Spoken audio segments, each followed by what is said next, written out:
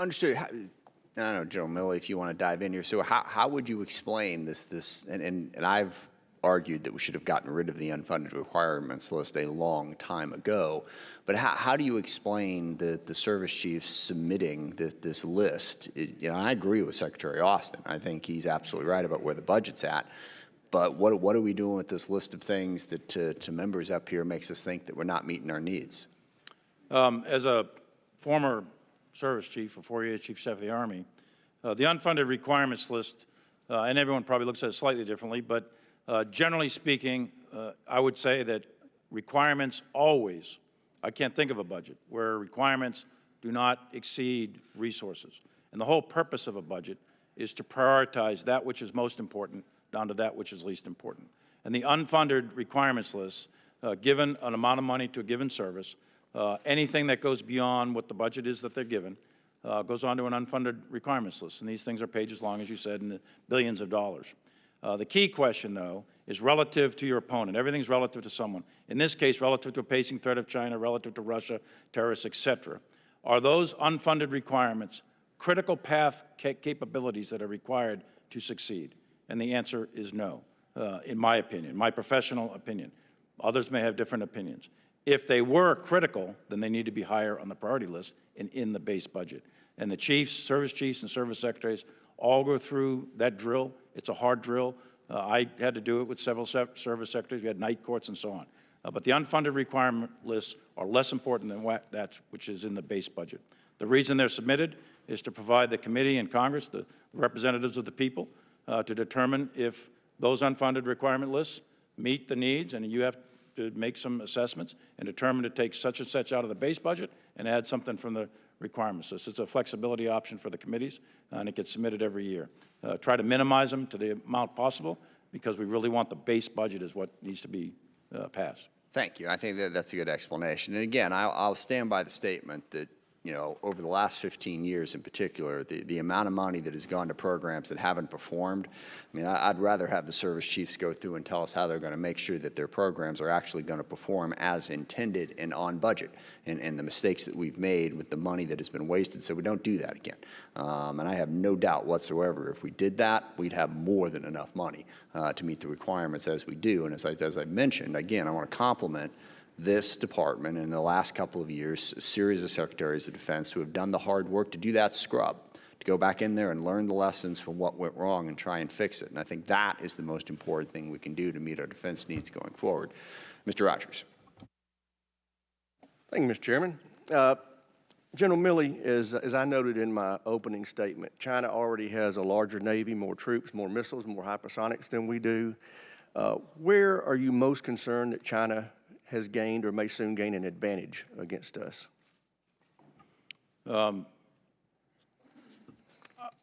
There's several areas. If you roll the clock back to 1975 and the reforms of Deng Xiaoping, the Chinese economy has risen at a rate of about 10%, down to 6 or 7% recently, and it's projected to reduce a little bit more. But with that massive economy, with that massive amount of money, China has developed an extraordinarily capable military.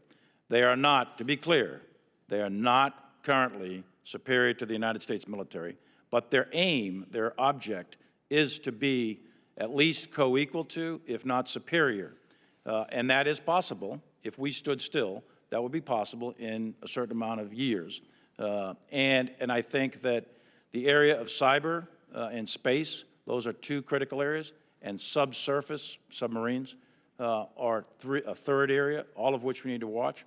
But there's also emerging technologies that are very concerning, things like hypersonics, man-machine interface, changing the relationship of men or human beings to the machine, linking that to various very high-powered computer systems. There's a wide variety of information technologies that they're working on. These are all concerning. And then I would throw in robotics, and most importantly is artificial intelligence. These are emerging technologies that are going to hit in time and space in the next 10 to 15 to 20 years max, and we, the United States, need to be out front in all of them. Otherwise, we're going to be setting up future generations for a very difficult situation relative to China. Great. It's a great answer, and I agree that the real threat is down the road, but that's the point we can't put off. We can't keep deferring taking action on keeping pace with China because it's going to get us in a bad situation. So while this budget is basically level funding, just a little bit of a dip, it's irresponsible in the long term. And I'm not just throwing off on this president. The last president came to us with a budget that was inadequate, and we got him to a better place, and I'm hoping we get this president to a better place. And I frankly hate it for y'all because y'all are outstanding military leaders, and you know what we need, and you're just doing your job trying to spin this thing up or shine it up. But it's not what we need for our long-term military growth. General Milley, as the chairman just alluded to, we got $25 billion unfunded priority list that came to us, and included in that are priorities such as $1.7 billion for a new destroyer, $1.4 billion for F-15Xs, and $300 million for the defense of Hawaii and Guam. You don't think those should be in this year's funding priorities? A couple of points. Hawaii and Guam, no one, China, Russia, or anyone else, should think Hawaii and Guam are not defended. Because it's on an unfunded requirements list, doesn't mean Hawaii and Guam aren't defended. We have a tiered capability in the Pacific arrayed explicitly to defend U.S. territory. The United States of America mainland and Hawaii, Guam, and our allies and partners are very well defended. So I don't want anyone to misinterpret that. There are capabilities that we'd like to improve on, but they didn't meet the threshold of the base budget, therefore they're in an unfunded requirement list. For the destroyer, we're adding another destroyer next year, so it's going to be in the 23 budget, vice 22.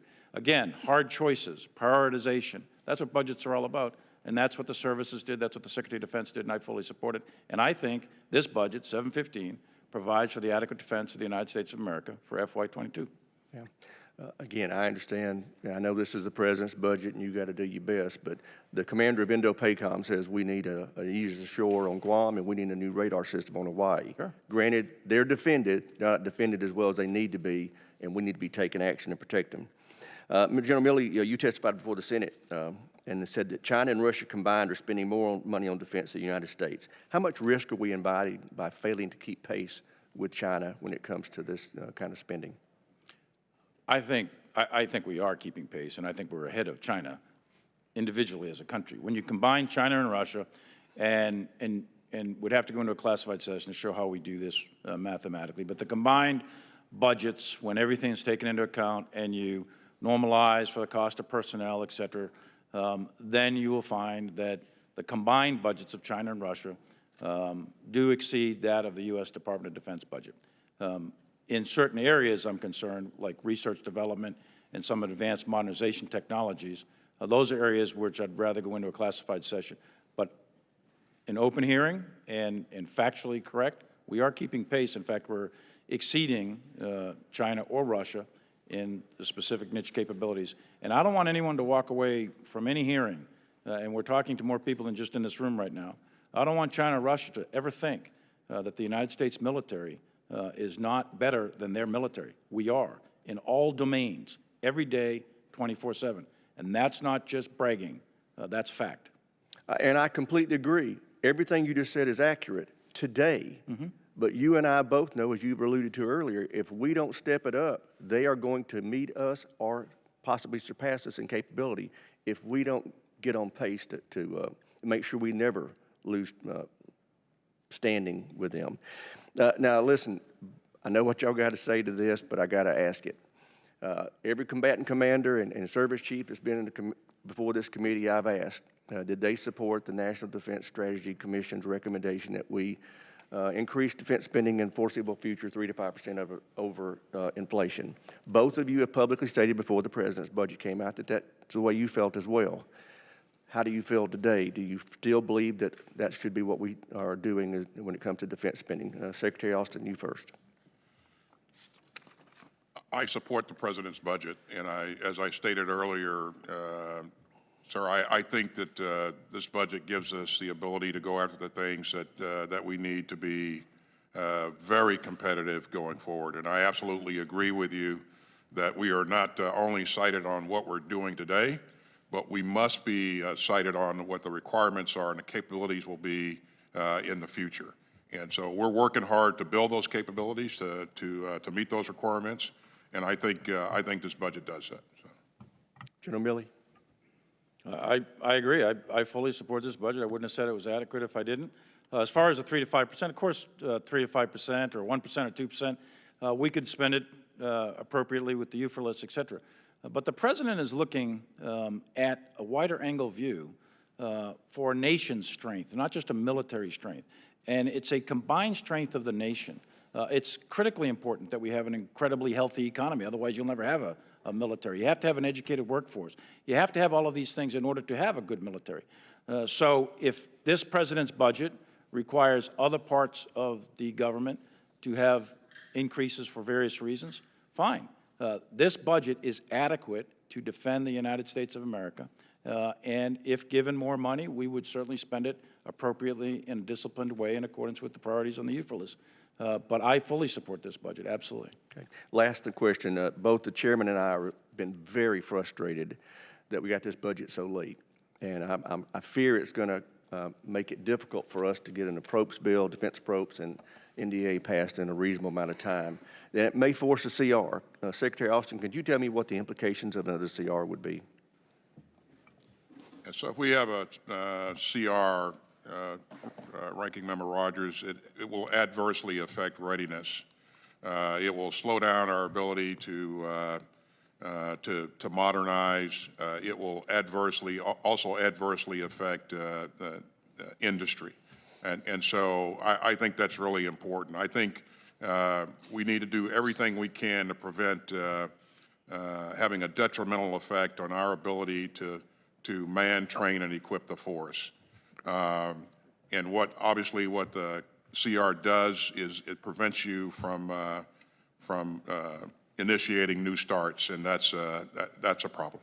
Thank you, gentlemen. Mr. Chairman, I yield back. Mr. Langevin is recognized for 5 minutes. Thank you, Mr. Chairman. I want to thank our witnesses for your testimony today and for your service to our nation. I want to pick up where we left off just a few minutes ago, talking about preparing and investing for not only today but for tomorrow, and because that revolves around research and development. Mr. Secretary, the FY22 budget is the largest request for research, development, testing, and evaluation to date, and which I applaud. Yet, overall basic and applied research funding is down from FY21. I think this is a mistake. And given, just by way of example, that a COVID-19 vaccine was a result of basic defense research 5 to 10 years ago, which resulted in the mRNA vaccine being developed. That was directly from a DARPA project, that early and applied research. Thank God that that research actually bore fruit and that it happened in the first place. So I appreciate that in our conversation on Monday you said that you would look into it. My question is, will you commit to getting me a firm assessment of why we cut these vital budget lines by mid-July so that we can consider it during the NDAA? Let me just say again that this is the largest investment in RDT&E that this department has ever made, which speaks to our commitment to ensure that we're investing in the right things to make sure that we're relevant in the future. And I absolutely agree with you on the importance of resourcing science and technology and other things. And I would also say that the areas that you're concerned about, while if you look at our investment this year for this budget for 22, it's actually above what the forecasted investment was in 21. Not what they were resourced for, but actually what they asked for in the budget. You know, we've asked for more. So again, we'll work hard to make sure that we have the right monies in the right place to ensure that we maintain a robust capability in this realm. Okay. But Secretary, if you could just give me a yes or no answer. If you'd look into that assessment, you said you'd give me if we can get it before the time frame so that we can consider it in the NDAA. I would appreciate that. Okay. Thank you. Next, I'm really concerned with how the department has addressed electromagnetic spectrum operations. Our adversaries clearly investing in technologies to dominate the domain while we continue to consider it an afterthought in some ways, from my perspective. When can we expect the electromagnetic spectrum superiority strategy implementation plan? And what do you think is the first step to regaining our advantage? Well, the first step to making sure that we maintain an advantage is to make sure that that we have a coordinated effort across the board to identify what the threats are and make sure that we have the right capabilities to be dominant in that space. Our vice chairman is currently leading this effort on, for our forces, and I'm confident that as he works his way through this, along with our deputy secretary, he'll come back with some good recommendations, and we'll implement those that are appropriate. Secretary, the the Department of Defense officially recognizes 5 domains of warfare. I think we all agree that cybersecurity is the national security challenge of the 21st century. The four of those domains, the senior civilian is a service secretary. Cyber has a deputy assistant secretary, which is 4 rungs lower than the other warfighting domains. Why does this make sense, especially when U.S. service members are in contact with and engaging our adversaries in cyberspace daily? Well, cyber is obviously incredibly important to us. I think we're very effective in this domain, and I think currently we have the right oversight for our cyber efforts. Matter of fact, I was just out with General Nakasone here a couple of weeks ago, reviewing what he's doing and looking at his programs, talking to his troops, and I'm very impressed by the capability that he continues to develop. And we are investing in cyber. You know, $10.4 billion in this budget focused on cyber. And so it's important to us, and it will remain important to us. Thank you, Chairman. I'll yield back. Mr. Wilson is recognized for 5 minutes. Thank you, Mr. Chairman. And I want to thank our witnesses for your service. As a 31-year Army veteran myself, as the grateful dad of 4 sons who have served in Iraq, Egypt, and Afghanistan, I particularly appreciate your dedication and what you mean for our troops and military families. And for each of you, the issue of pit production. I'm grateful that in the FY22 presidential budget request, it fully funds the modernization of our nuclear triad. A credible nuclear deterrent is key to maintaining peace during great power competition. This requires modernized and robust nuclear weapons infrastructure, including the capability to produce plutonium pits. Dr. Charlie Burton, the acting administrator of the National Nuclear Security Administration, Secretary of Energy Jennifer Granholm, NNSA nominee Jill Ruby, and Admiral Charles Richard are all on record supporting a 2-site solution for pit production. In addition, just yesterday, General John Hyten reinforced the importance of a 2-site solution in a letter to Ranking Member Mike Turner. I request unanimous consent to enter the letter into record. Without objection, so ordered. Secretary Austin and Chairman Milley, do you agree that limiting pit production to 1 site leaves us too little redundancy? What are the benefits of a 2-site solution to the resiliency of our nuclear weapons infrastructure to establish peace through strength? Secretary Austin. Well, thank you. And first of all, thank you for your incredible service. Very, very impressive, and we're grateful. On the issue of pit production, as you know, the Department of Energy is the lead element for that and oversees the efforts of NNSA. We work with the Department of Energy to ensure that we have the right approach. We want to make sure that we have adequate resources in terms of pits and other elements that go into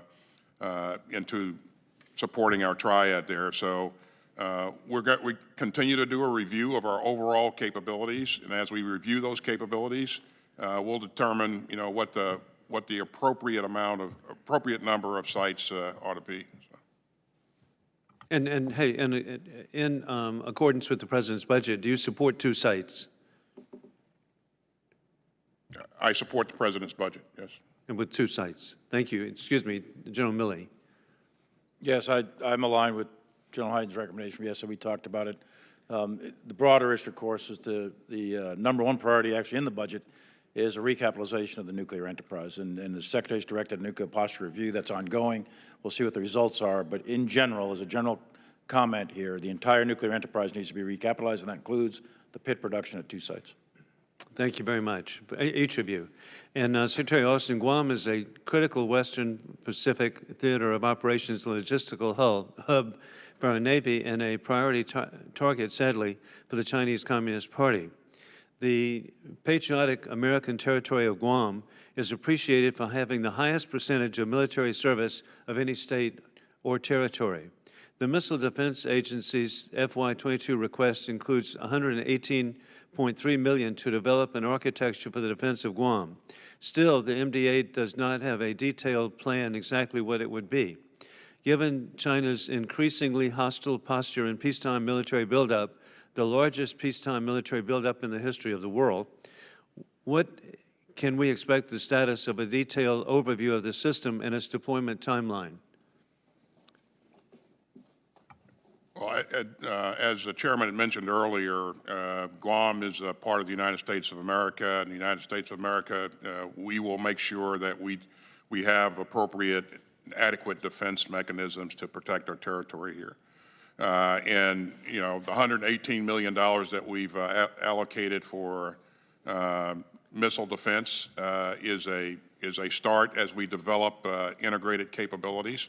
In terms of a specific timeline of when our assessment and our work will be completed, I'll take that for the record, Congressman Wilson. Thank you. And finally, Israel has been subject to 4,500 Iranian rockets from Gaza by Hamas. But the Iron Dome has been successful. Ms. Secretary, we could be working more closely to promote Iron Dome. You've heard us say a number of times that you know, we are committed to the defense of Israel, and I met with. And I do apologize, gentleman's time has expired, so we will move on to Mr. Larson, and if you want to take that one for the record, we can do that. Mr. Larson is recognized. Thank you, for 5 Mr. minutes. Chairman. Thank you, Mr. Chair. Secretary Austin, over the last several months, media has reported on a number of damning and substantial issues within the Special Operations Forces ranks. I want to know what DoD is doing to transparently identify, track, and respond to reports of misconduct in SOF. In terms of what the department is doing to focus on that, we've not taken any additional actions. As you know, we have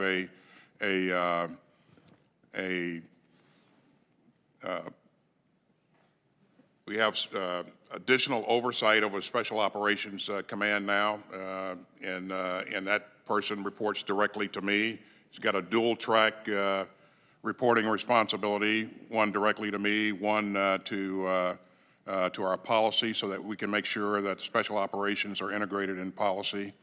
I've spoken with a commander of Special Operations Command. He is focused on these issues, and he's really digging in to make sure that he understands the nature of the issues and taking preventative measures to ensure that those types of things don't occur in the future. It's a real serious issue, and I appreciate you taking it seriously. And on that last point you've made, we've talked a lot about domains, but I want you to change your brain a little bit here, literally, because I want to talk about the cognitive domain that SOCOM and SOF says they want to focus on in terms of improving the cognitive domain of our war fighters and SOF. I think there's a $10.2 million request, very small request in the budget, but for investment in cognitive domain, improving the impact of SOF training and improving the outcomes so that maybe we are getting a little more preventive. Can you talk a little bit about what your plan is to spend this $10.2 million? I know it's a tiny bit of the budget. It's not as big as some parts of the budget, but it's an important part we're tracking.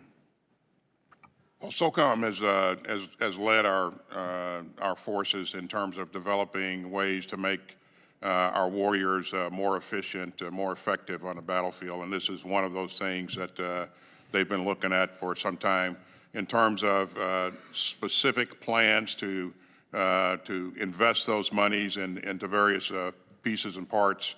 I'll take that for the record because I don't have those facts at my fingertips. That's fine. I think it's more about resilience of the warfighter before we put them in to a situation. So when they come out, they're more resilient as well. Can you briefly then, we described a little bit, how are you working to implement Directive 5111.10? That's the ASD SOLIC directive that Dept Hicks put out. How are you working to implement that directive?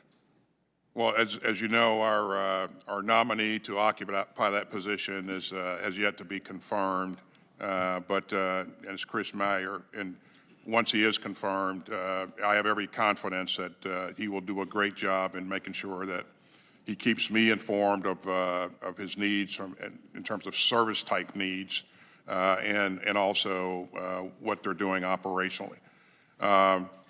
He will sit in on regular meetings with me. He will report directly to me on all service type issues, and he will also integrate his activities in with our policy branch, who, of course, will ensure that those activities are synchronized with the rest of the force. But to answer your question, we are moving out on this to realize Congress's intent here. Thank you. General Milley, I don't want to let you go here without a question, and this one's about the Arctic. There's a broader, broader coordination that needs to take place throughout the U.S. government on Arctic policy generally, but the Defense Department has a piece of this. Can you articulate how the department sees the Arctic from a through a national security lens, and then what you're doing to coordinate among the services the disparate ideas they have for presence in that region? You got 27 seconds. I'll give you a fulsome answer in writing. I'll take that for the record. Great. But briefly, we recognize the importance and the increasingly growing importance of the Arctic as climate change causes the Arctic ice to melt and resources become available, and it's going to become an area of great power competition between the United States, China, and Russia, and perhaps other powers as well. So I'll give you a more full written answer on disposition of force and what we have planned ahead. One comment, though, if I could, real quick, and I know the Chairman's going to cut me off. Real quick. On the Special Operations Forces, we have the most disciplined, vetted Special Operations Force out there. I'm aware of the reports. Talked to Rich Clark as well as the Secretary. We're getting after that very, very closely, but we have exceptionally disciplined and well-vetted Special Operations Forces. Thank you. Gentleman's time has expired. Mr. Turner is recognized for 5 minutes. Thank you, Mr. Secretary. Thank you, Mr. Chairman. Mr. Secretary, as you know, we're undertaking our budgetary hearings, and as part of that, testifying before us was Acting Navy Secretary Thomas Harker. He and I had an exchange about a June 4th, 2021 memorandum that he wrote directing the Navy to defund the Sea-Launched Cruise Missile nuclear capable for a budgetary year 2023. The budget that you have before us and that you are testifying before is in 2022, and it fully funds this program. Yesterday, I sent you a letter concerning my exchange with the acting secretary, and I'm not going to ask you for a decision today, but I do want to engage you about his testimony and the importance of what I have asked of you. The acting secretary acknowledged that he requested that this be defunded. He testified that he did not consult with anyone in the Pentagon, and in fact, both of you, Secretary Austin and General Milley, have testified that you were not consulted. Also, Admiral Richard, Stratcom, was not consulted, and Admiral Richard testifies that this missile is a much-needed, non-strategic regional presence to provide assured response capability, that it provides additional diversity in platforms and survivability, that it provides limited U.S. response options, it is a more credible deterrent, and it allows us to not rely on the threat of large-scale nuclear responses. Now, the acting secretary went on to tell us that he acknowledged that we're currently under analysis of alternatives with respect to this missile, and of course the nuclear posture review is ongoing, and he indicated that he was not qualified to have an opinion in either of those with respect to this missile, and yet he felt he was qualified to cancel it. Now, it's always concerning when we have testimony, as we have from the both of you, concerning China's and Russia's modernization, and when we have what is basically a bureaucratic intervention in what the important processes are in determining what our capabilities are going to be in the future as we respond to our adversaries' capabilities. Now, the acting secretary also affirmatively acknowledged that he understood that his memorandum was untimely and that the President of the United States was about ready to sit down with Vladimir Putin, and that it undermined the President of the United States because as he's trying to engage Vladimir Putin in treaty negotiations for arms control, certainly Vladimir Putin doesn't care about arms control if we're going to unilaterally be giving up platforms. And the acting secretary, on his own, as he says, without consulting anyone, signaled to Russia and our adversaries and our allies that what Admiral Richards says is an important component of our overall capabilities is not going to be pursued in 2023. Now, I've sent you a letter asking you to rescind this because we have the testimony directly from the acting secretary saying he's not qualified to make this decision, that he understands it affects the United States standing and our arms control negotiations posture, that he understands that Admiral Richards says that it's an important capability that we have going forward in the future. Now, I'm not going to ask you today to commit to rescinding this, but I do want to ask you, are you concerned about this process that an acting secretary could issue a memorandum canceling a very important nuclear weapons program without consulting anyone in the Pentagon? He testified here that he had not consulted anyone. You both testified you were not consulted. Admiral Richard, who says it's essential for the future capabilities and references what China and Russia is doing for modernization, says he was not consulted. And the acting secretary himself acknowledges that it undermines the President of the United States. Does that concern you? Make 2 points very quickly. The first point is the nuclear triad is very important to us. And I'm fully committed to its modernization. The second point I would make is that we've said a number of times that we're going to conduct a nuclear posture review, and in that review we're going to ensure that we have the right balance and mix of forces and capabilities. I think that any announcements or decisions about FY23 prior to the termination of that review or completion of that review is premature. So. Thank you, Mr. Secretary. I really do appreciate it. General Milley, I want to thank you for your service. I did on the phone yesterday. I think your credibility is incredibly important to both for our allies and our adversaries. Do you believe Ukraine deserves lethal weapons support from the United States? I do, and we've provided lethal weapons in the past, but they're lethal weapons for defensive purposes only. I yield back. Thank you. Mr. Courtney is recognized for 5 minutes. Thank you, Mr. Chairman, and thank you again to both witnesses.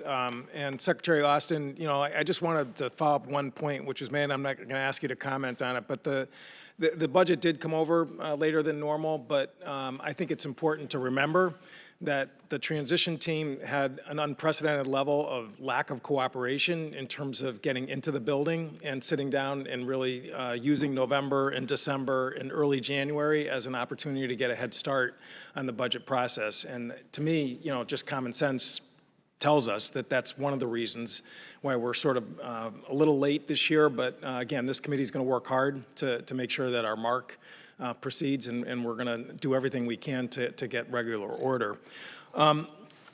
Both of you have talked, and the service chiefs in the last couple of weeks have stressed the importance of deterring pacing threats to our nation, particularly China and Russia. The fiscal year 22 budget includes a very noticeable, strong boost in investment in the Navy's undersea force, which General Milley alluded to briefly earlier here. Attack subs, the Columbia Ballistic Sub Program, and R&D for the follow-on to the Virginia program. Can you, Mr. Secretary in General, just sort of talk about how that undersea priority aligns with the goal to match the pacing threat in the Indo-Pacific region, as well as increased Russian submarine activity in the North Atlantic and the Arctic? Yeah, first of all, we have the most dominant naval force on the face of the planet. And a key piece of that is, you know, what our key piece of that capability is what our submarine force brings to the table. It is absolutely relevant to the future fight. It is necessary. And so I think our investments here are well placed And yeah, I'll leave it at that. Congressman, I would say that relevance to a future fight, a couple of things to consider. Survivability, smaller is better, dispersal, and submarines by their nature are extraordinarily survivable, they're very lethal, and they are one of the significant asymmetric advantages that the United States has. We have an incredible submarine force, and it is probably the most lethal weapon on a battlefield in some future operating environment. So continued investment in subs is well worth it.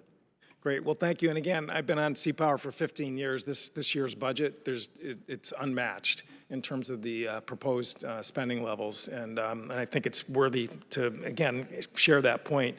The number one acquisition authority, which both Admiral Gilday and I think even General Milley and others over the years has said, is the Columbia program, which is recapitalizing the sea-based leg of our triad. I was actually at EB on Monday and caught up with the program there. They are now at 85% design completion as construction begins. That is an unprecedented level of design completion in a shipbuilding program, which is a way of debugging the program to get the design done and make sure that then you just follow the requirements and stay within budget that's there. In 2015, this committee enacted the National Sea-Based Deterrence Fund, which was recognizing the bow wave of spending that Columbia was going to bring with it. And it set up, again, sort of special authorities for multi-year production, for materials, for different components of the program. It has saved millions of dollars, and CBO has validated that. However, I would just note, and I think Mr. Whitman would agree on this, is that it really has been underutilized by the Pentagon, and we, in this year's mark, are going to continue to pursue other opportunities to get savings and efficiencies through the National Sea-Based Defense Fund. I've talked to Undersecretary Hicks and Mr. Stephanie about these opportunities that are there. But again, there's no time to waste in terms of getting this program complete. I know, General Milley, you took a rain check to come up and visit the South Yard where the production is. It's eye-watering when you come up, and hopefully you'll join us soon to sort of see this very important program for our country.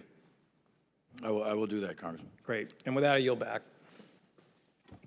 Mr. Lamborn is recognized for 5 minutes. Thank you, Mr. Chairman. And Chairman Smith, I've received a study by a retired commander of Air Force Space Command and NORAD Northcom and another lieutenant general saying that the Air Force never fully considered keeping Space Command in its current location, and doing so would save over $1 billion and save 7 years. And I'd ask unanimous consent to place this into the record.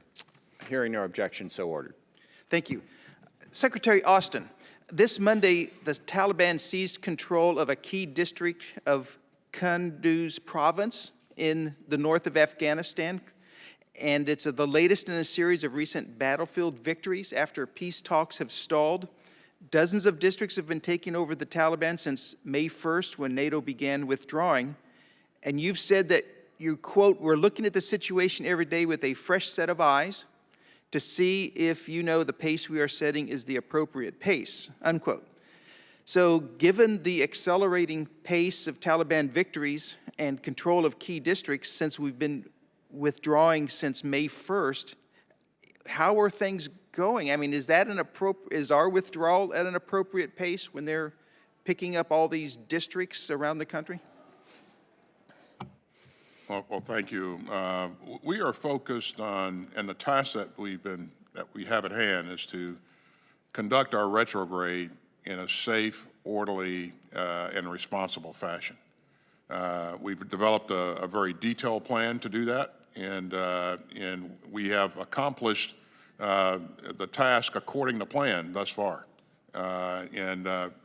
and really provided for the safety of not only our forces but our allies as well, and we'll remain focused on that. And as a follow-up on that, none of us want to see a bloodbath after we withdraw unless you said there'd be a small presence guarding diplomatic personnel, but none of us want to see a bloodbath against women and children in particular, or against former U.S. supporters like translators. So how are we going to prevent that? I mean, how will the over-the-horizon process work, which I'm kind of skeptical about. Yeah. So I would just point out to you on the over the horizon piece, we're doing over the horizon now. We don't have very much ISR on the ground in Afghanistan. It's coming from the Gulf countries. And our fighter support is also coming from either platforms at sea or from the Gulf countries as well. So we can do that. We have been doing it, and we're doing it very effectively. What we'd like to do going forward is shorten the legs that we're required to utilize by getting an agreement with one of the neighboring countries to base some of our ISR in one of those countries. But, you know, we're doing that effectively now. So it is not only possible, it is what we're doing. In terms of taking care of women and girls in Afghanistan, let me also at the very top say, I really appreciate the bipartisan support that we've seen for this. And I would also point to you, that, and you've mentioned this, that our plan is to maintain an embassy there. And through the embassy, we'll continue to work programs that are focused on women and girls. And I would defer to Secretary Blinken to really outline that. I don't want to speak for him. Okay, thank you. And we all do bipartisanly share those concerns. Is it at all possible to keep Bagram Air Force Base? Could I make a comment, Secretary? So a couple of quick comments here. On Bagram, is not necessary tactically or operationally for what we're going to try to do here with Afghanistan. Consolidate on Kabul in support of their government. But to back up a little bit on the momentum of the Taliban, so to speak, there's 81 district centers that are currently, we think, are underneath Taliban control. That's out of 419 district centers. There's no provincial capital that is underneath Taliban control, and there's 34 of those. It is true that the Taliban are sniping at and picking off outposts, et cetera, and they have seized some district centers. 60% of the 81 were seized last year, and the others since the last 2 months or so.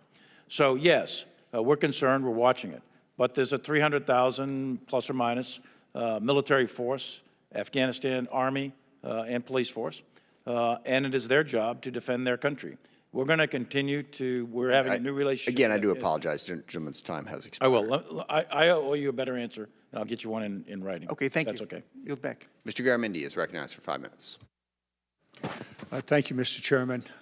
Secretary Austin, General, thank you very much for your service, for your testimony today. A couple of things I'd like to get into. I think the U.S. is spending $770 billion, more or less.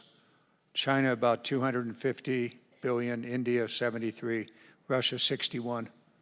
Just proportions here to keep in mind. The question really is, how are we spending it? And are we spending it the most effective way possible? General, you said the things, in answer to Mr. Rogers' question, you said the things that concern you most are cyber, subs, new weapons such as hypersonic, space, and AI, artificial intelligence. However, all of you want to maintain the triad, which will be $1 trillion plus over the next 15 years or so, 20 years maybe. One element of that is the GBSD, the replacement of the Minuteman III. The reality is the Minuteman III can be life extended. If we were to pause the GBSD for 12 to 15 years, during which time the Minuteman III could serve the same purpose and serve it well, can save somewhere north of $37 billion in the next 10 years. If you had $37 billion, which one of those unfunded priorities would you spend it on? Cyber, subs, new weapons, hypersonic, long-range fires, space security, artificial intelligence? What would you do with $37 billion, which is available if we made a decision to pause the GBSD? Secretary Austin? Yeah, so the evaluation of the GBSD is something that we will do as a part of or in the context of the nuclear posture review, and we'll take a deliberate and earnest look at where we are and where we need to go in the future. I think no matter what funds you have available, and I appreciate the question, it's always a question of kind of rank ordering the capabilities that we need in light of the threat that we're facing. And that would be deliberate work with the services to make sure that, you know, we are meeting the most pressing need. Congressman, thanks for the question. I would not recommend taking that money away and putting it elsewhere. The recapitalization of the entire triad, to include the GBSD, is critical to our nation's security. And delay of 12 to 15 years, you'll have a gap. You'll have a gap in the land-based leg. According to the reports and the studies I've seen, I'll get with you offline and go through it from a technical standpoint and get the experts in. But what I've been briefed is, in order to make sure that there is no gap, we need to continue the investment in the GBSD without delay. I'll take advantage of that offline, online, Sure. formal, informal, whichever way you want to do it, but I think the facts are not clear. Okay. I think the facts are quite clear that we could pause the GBSD and be secure with the Minuteman III as it is life extended over that period of time. And there's $37 billion available there.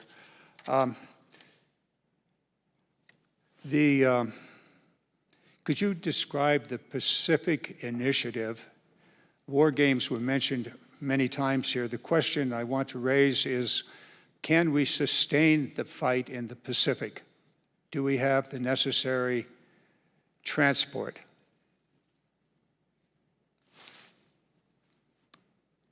So from a military standpoint, can we sustain a fight in the Pacific against China? And I think what we're talking about is a war against China.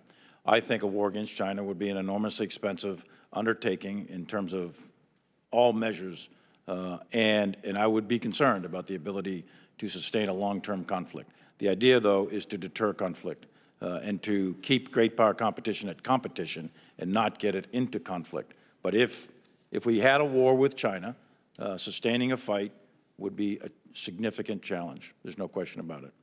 I would just add on there, sir, that we would look to prosecute that fight in a much different fashion. And I know that you've worked your way through all of this, distributed, resilient capabilities, 5 domains, and so it's a different look. The gentleman's time has expired. Ms. Hartzler is recognized for 5 minutes. Thank you, Mr. Chairman. Thank you, gentlemen. Secretary Austin, our aircraft carriers are in high demand, and I understand that you're having to make difficult decisions about where to send them. Already this year, 2 carriers have undertaken double pump deployments. That means the service lives on our tactical aviation aircraft are being drawn down even more rapidly than previously planned. The Navy currently has a strike fighter shortfall of 49 aircraft. Despite this, the budget request has proposed to shift procurement dollars from building the new Block 3 Super Hornets into development of the next generation replacement aircraft, which is not slated to have initial operating capability until the 2030s. So taken into consideration the operations tempo of our carrier fleet demanded by our security environment, the strike fighter shortfall, possible attrition of aircraft, F-35C costs, and the likelihood of the next generation air dominance schedule could continue to slip to the right, are you concerned about having sufficient tactical aviation fleet to deter and respond to China in the near term? Short answer is I believe that we'll have, if we stay on pace and invest in the things that we want to invest in, we'll have the right capabilities to match our strategy going forward and support our operating concepts. Again, I think that you have to make decisions to invest in future capabilities, as we discussed this morning.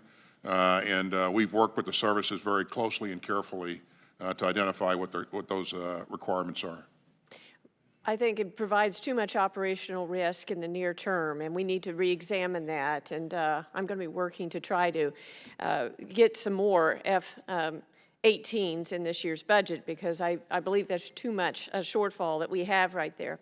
But I want to change topics and just say how much I appreciate our men and women in uniform, and I believe that they're absolute heroes. They should be respected and encouraged in every way. And I'm very concerned about the recent order that you have conducted regarding looking at so-called extremism. And I have sent you 2 letters, Mr. Secretary, asking for the definition of what the Department of Defense views as extremism, and have not heard back from you yet. And so could you just share with me, does the Department of Defense have a clear definition of extremism?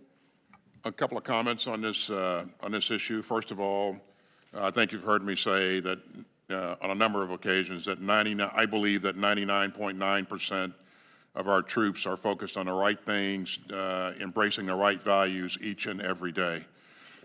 Small numbers of people in this area can have outsized impact on our organization. And so we want to make sure that we're providing the right climate, the right environment for our troops to work and live in. We are focused on extremist behavior, not what people think or political ideas or religious ideas, but extremist behavior. So do you have a definition of what extremism is and what that behavior is? Again, we're focused on behavior. Well, you had a stand down, and you had a pause over the entire military for an entire day to do training, to talk about this, and you don't have a definition yet of what the purpose was and what extremism is? The purpose was to help to have a discussion with our troops and our leaders on the issue of extremism. Okay. And that was very productive. And again, we were focused on those behaviors that that are not in congruence with our values in the military. Okay. And you have ordered that there be this commission and have a review, and I guess I just want a little more information. You're setting up and proposing a new screening capability, ongoing continuous vetting of our men and women in uniform. You're going to develop a policy to expand user activity. So what specifically would you be screening for? So if you set up this screening of our military members, what are you screening for? Our screening is focused on screening those applicants that are coming into the military. We want to make sure that we're bringing in the right type of people, quality of people. So if someone says that they're for President Trump, would that be viewed as extremism? As I said earlier, this is not about politics. I want our troops to participate in our political system. Well, that's what they're fighting to defend. But I will also say that we will continue to be a diverse and inclusive organization. And that's what the United States military is all about. So I would just encourage us not to infringe on our liberties. I'm sorry, but time has expired. Ms. Spears recognized for 5 minutes. Thank you, Mr. Chairman. To both of you, thank you so much for your outreach. I want to say to you, Secretary Austin, we talked some months ago. You're a man of your word. And, excuse me, I am deeply grateful for the statement you put out yesterday. You are creating a profound transformation in the military as we address sexual assault and sexual harassment. So thank you. I want to ask you, I'm deeply concerned about the suicide rate in the military right now. There have been 10 suicides in Alaska already this year. There was a 30% increase in suicides last year over the year before. And I would like to recommend to you, much like you did with sexual assault and sexual harassment, is to stand up a commission to look at what we should be doing to address this, I think, frightening situation. But that won't be my question. I want to ask you about the climate surveys. We spent a lot of time, a lot of money on climate surveys. And what we found out in the Fort Hood Independent Review Committee was that they were not even looked at. So what steps are you taking moving forward to make sure not only are the commanders on the ground there looking at these climate surveys each year, but that those above them, the senior leadership, is looking at them as well? Well, first of all, let me thank you personally and thank the committee as well for all that you have done to remain focused on the issue of sexual assault, sexual harassment, and the resources that you continue to provide to make sure that we don't lose focus. We truly appreciate your support. The survivors appreciate your commitment, and the troops in our ranks appreciate that as well. And we will get this in the right place.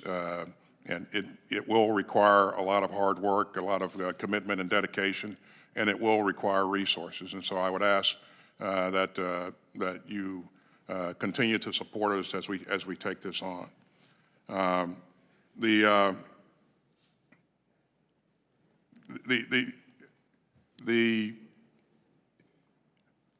Could you repeat the last part of the question there? I kind of lost. Climate surveys. Oh, climate surveys, yeah.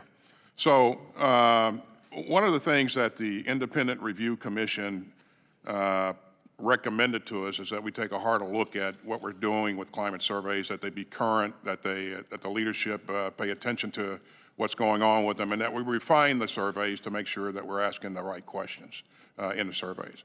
And so we'll remain cited on this, and I would agree with you. They only work if you use the information that's in them. If I could make a comment, Congressman, the Yes, climate absolutely. surveys need to be reviewed by the commanders at least 2 levels up. Previously, years gone by, Fort Hood as example, they weren't. There were reasons for that because we thought it was best to be used only by the commander, give free and open feedback to the commander, and then they would take appropriate action. That didn't work, so now what we need to do is shift gears and make sure those climate surveys are personally reviewed by commanders at least 2 levels up on all their subordinates. And you're going to do that at all installations, correct? Everywhere, Army, Navy, Air Force, Marines, Space Force, at all echelons. So, General, let me ask you about op-tempo. We had a conversation just earlier this week about it. It appears that the op-tempo has really had a profound effect on our service members. I think it's starting to impact retention. And as I mentioned to you at the time, one of the spouses at one of our installations had said to me that she was concerned every night when she came home because she was afraid she was going to see her husband hanging in the shower. What steps are we taking to make sure that the training we do is necessary and appropriate?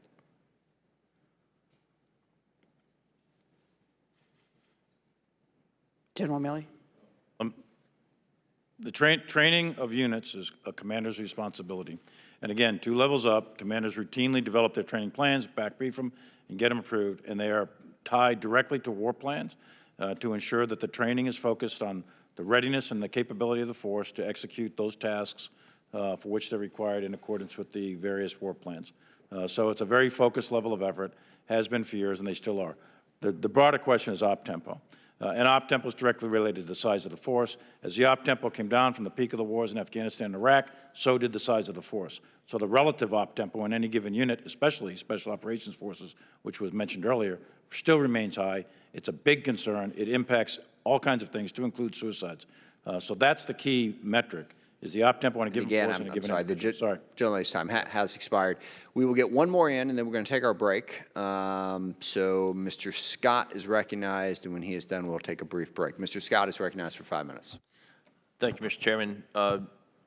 Gentlemen, I want you to know I support coming out of Afghanistan. One of the things that is on, I think, every member of this committee's mind is what's going to happen with special access visas for our interpreters. And while I don't expect you to necessarily speak in this setting about that, I do hope that there's progress in the right direction with regard to the special access visas, and I do hope that it's just got to be done. And one other thing that I would mention is with regard to our troops, I do think that we should look at making internet service similar to water on bases for our troops, just make internet service basic utility.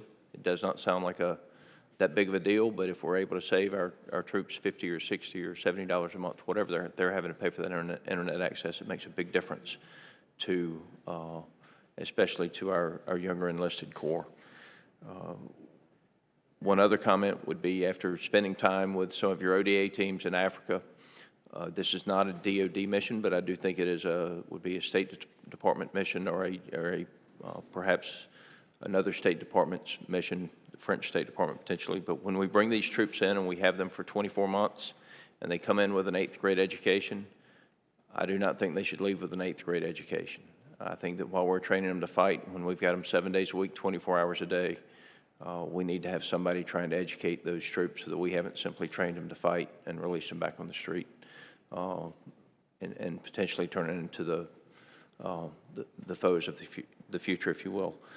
Those are just a couple of things I wanted to mention before I hit on a specific weapon system. And Secretary Austin, General Brown and I have met at Robins Air Force Base. I know that you have called for the President has asked for the drawdown of 4 of the JSTAR aircraft from the 116th.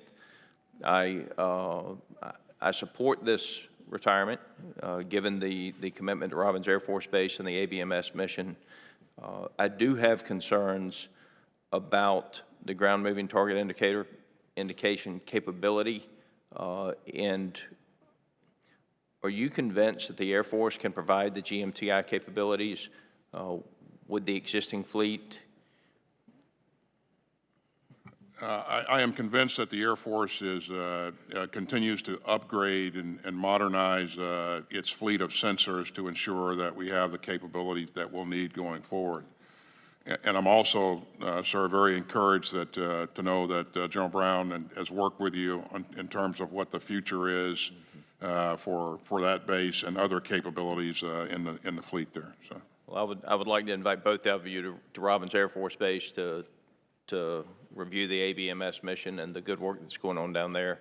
A lot of good things are happening. General Milley, I mean, we've all talked about China a little bit. This spring, the SOCOM Commander, Admiral Fowler, told our committee that our interagency partners in the United States pointed out that Chinese money laundering is the #1 underwriting source for transnational criminal organizations. This is in obviously Central and South America. Our AFRICOM Commander, General Townsend, testified that illegal, unreported, and unregulated fishing by the Chinese Communist Party is the primary contributor to a growing food crisis that will further drive instability in West Africa. So my question is, how do we counter this ongoing malign activity from China around the world? And what are our partners that share our interests and our values doing to help us combat that malign activity? The issue of China obviously is not just a Western Pacific issue, it's a global issue. China's a massive economy. They're developing a first-rate military, and they are expanding their missions and aspirations globally, not just regionally. That includes South America, as Admiral Fowler said, and Africa and elsewhere. And we are working closely with our allies and partners in all of those regions to counter any sort of great power competition that they have in mind in each of those regions. So we're doing that as we speak with all of the countries of our allies and partners. That network of allies and partners around the world is one of the single most important things we can do as a nation, is to maintain it, keep it robust, and that will help in this competition with respect to China. Gentlemen, thank you for your time and your service. I'm extremely concerned that China is becoming much more aggressive, not just with regard to the military buildup. Time has expired. The treatment of the other people of the country. And with that, we will take a brief recess. My goal is to reconvene at 11:45, and when we do, Mr. Norcross is up. So we'll take a brief recess, and we'll be back shortly.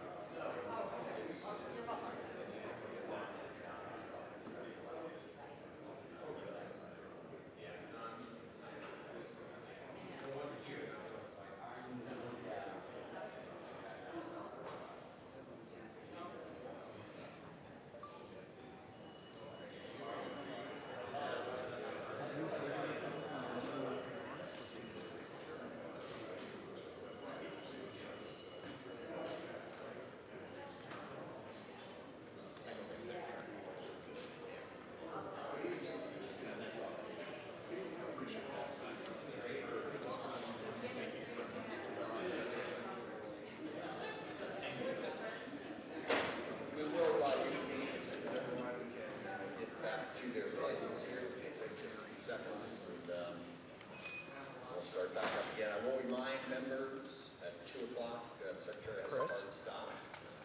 The best is going to be going between now and then, but we will stop at 2 o'clock. All right.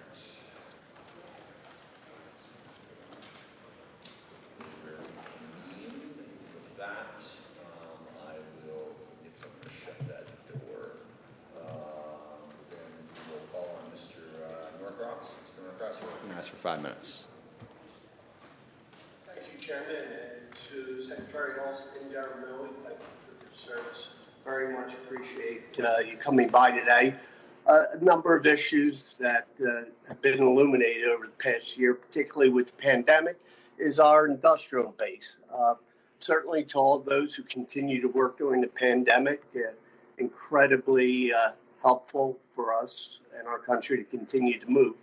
But one thing it has done is really illuminate some of the problems that we're having with our industrial base and the supply chain. As the chairman mentioned, we have the task force on critical supply chain that has pointed out a number of issues, whether it's semiconductors, rare earth, propellants, explosives. But one of the things that was somewhat of a surprise to the committee was the workforce. And that goes hand in glove with the industrial base. What is the department doing or plan on doing for these supply chains to get more visibility so we don't get caught shorthanded on some of the surprises that were put upon us during the pandemic? Well, thank you, sir. And let me say up front that I absolutely agree with you that, making sure that we have sound and protected supply chains is critical. Supply chain vulnerability winds up being a national security vulnerability. I certainly appreciate the President's leadership in this as he has emphasized this over and over again. In this budget, you'll see that we're investing $341 million to partner with U.S. companies to make sure that we're doing our part to boost defense industrial base activity and onshore some of the supply chain activities that have been offshored in the past. Well, thank you for that, because obviously we have trusted partners that we care very much about, but I think we can move from the 55% where we are incrementally and predictably so that that supply chain has become more secure. And that brings me to my second question, in particular about the Navy's long-term aircraft inventory plan. We have in this year's President's budget, the FA-18E and F jets that have previously been focused on. The loss of a critical supply chain in those F-18s is very much in question, not only from what we need in terms of our tactical force, but the minimum sustaining rates. Can you talk about the issue with the F-18, why we are dropping back on that and the problems it might cause? What I can say, sir, is that we continue to invest in those capabilities and technologies that we think will be relevant in the future and make sure that we have sufficient lifespan in those capabilities going forward. So, and it calls for us to make trade-offs. And so as we invest in one type of aircraft or capability, we'll have to either divest of some current capability or not reinvest in that capability. So. No, incredibly important, but it's also keeping that industrial base alive, which we all agree with that. With that, Mr. Chairman, I yield back. Thank you. Thank you. Dr. Desjardins is recognized for 5 minutes. Thank you, Mr. Chairman, and thank you, General Milley and Secretary Austin, for your service. I'd like to start with General Milley. We know from Admiral Richards' testimony before the committee that the United Kingdom has reached out and expressed concerns about the United States adopting a no first use or sole purpose policy. I personally heard the same from the Polish ambassador The French, Japanese, South Koreans have also expressed similar concerns about the U.S. possibility changing its declaratory policy to no first use or sole purpose. Have you heard similar concerns from the allies that adopting a NFU or sole purpose policy would be destabilizing? I have frequently engaged with allies and partners of both Asia, Europe, all over the place, and that particular issue has not risen of a particular concern with respect to my counterparts that I've dealt with. Okay. In April, Admiral Richards further testified that the U.S. adoption of no first use policy would remove a level of ambiguity that has deterrence value, and that such a move would have a negative effect on extended deterrence and assurance to our allies. Would you agree with his assessment? Yeah, absolutely. I think the President of the United States should always have as many options as possible, and that's my position. He further told us that available evidence indicates that Russia and China will not view such a shift in U.S. policy as credible. Do you agree with Admiral Richards on that as well? I have not talked to Admiral Richards on that specific point. I would have to get with the intel community to determine if their assessment was what the view of Russia and China would be on a declaration. But again, maximum options always available to the President is my position. Okay, so not to beat a dead horse, but in short, the U.S. declaring a sole purpose or NFU policy would be destabilizing, alienate allies, undermine our extended deterrence guarantees, and would have no impact on Russia or China's calculus. So, General Milley, given all this, what's your best military advice as to whether the U.S. should adopt an NFU or sole purpose nuclear declaratory policy? My view, you're asking for my personal best military advice, is to maintain all options are available to the President of the United States at all times. So I would not recommend making a declaration of no first use. It is a topic for which I think would take away an option for the President. Always maintain options for the President. Okay. Thank you, General Milley. Secretary Austin, same question to you. Given the corrosive impact that such a change in policy would have on our alliances and extended deterrence guarantees, as well as the minimal impact on Russia and Chinese nuclear calculus, what is your best military advice on change in nuclear declaration policy or to no first use or sole purpose? I absolutely agree with the chairman that our goal is to provide as many credible options to the President as possible. And I would also say, though, that this is a policy issue and one that the administration will sort out going forward as it does its strategic reviews in the future. Okay, and Secretary Austin, shifting topics, I would like you to provide, you can have the rest of my time to describe why it is so critical that Congress work to quickly reimburse the National Guard for the over $500 million spent on its mission here at the Capitol earlier this year, and what impact on readiness could result if these funds are not returned in a timely manner.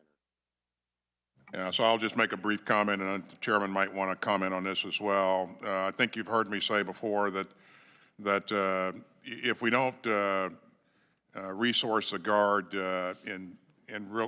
what will happen is it'll begin to erode readiness. It will disallow them to conduct their training in accordance with the schedules that they should be on.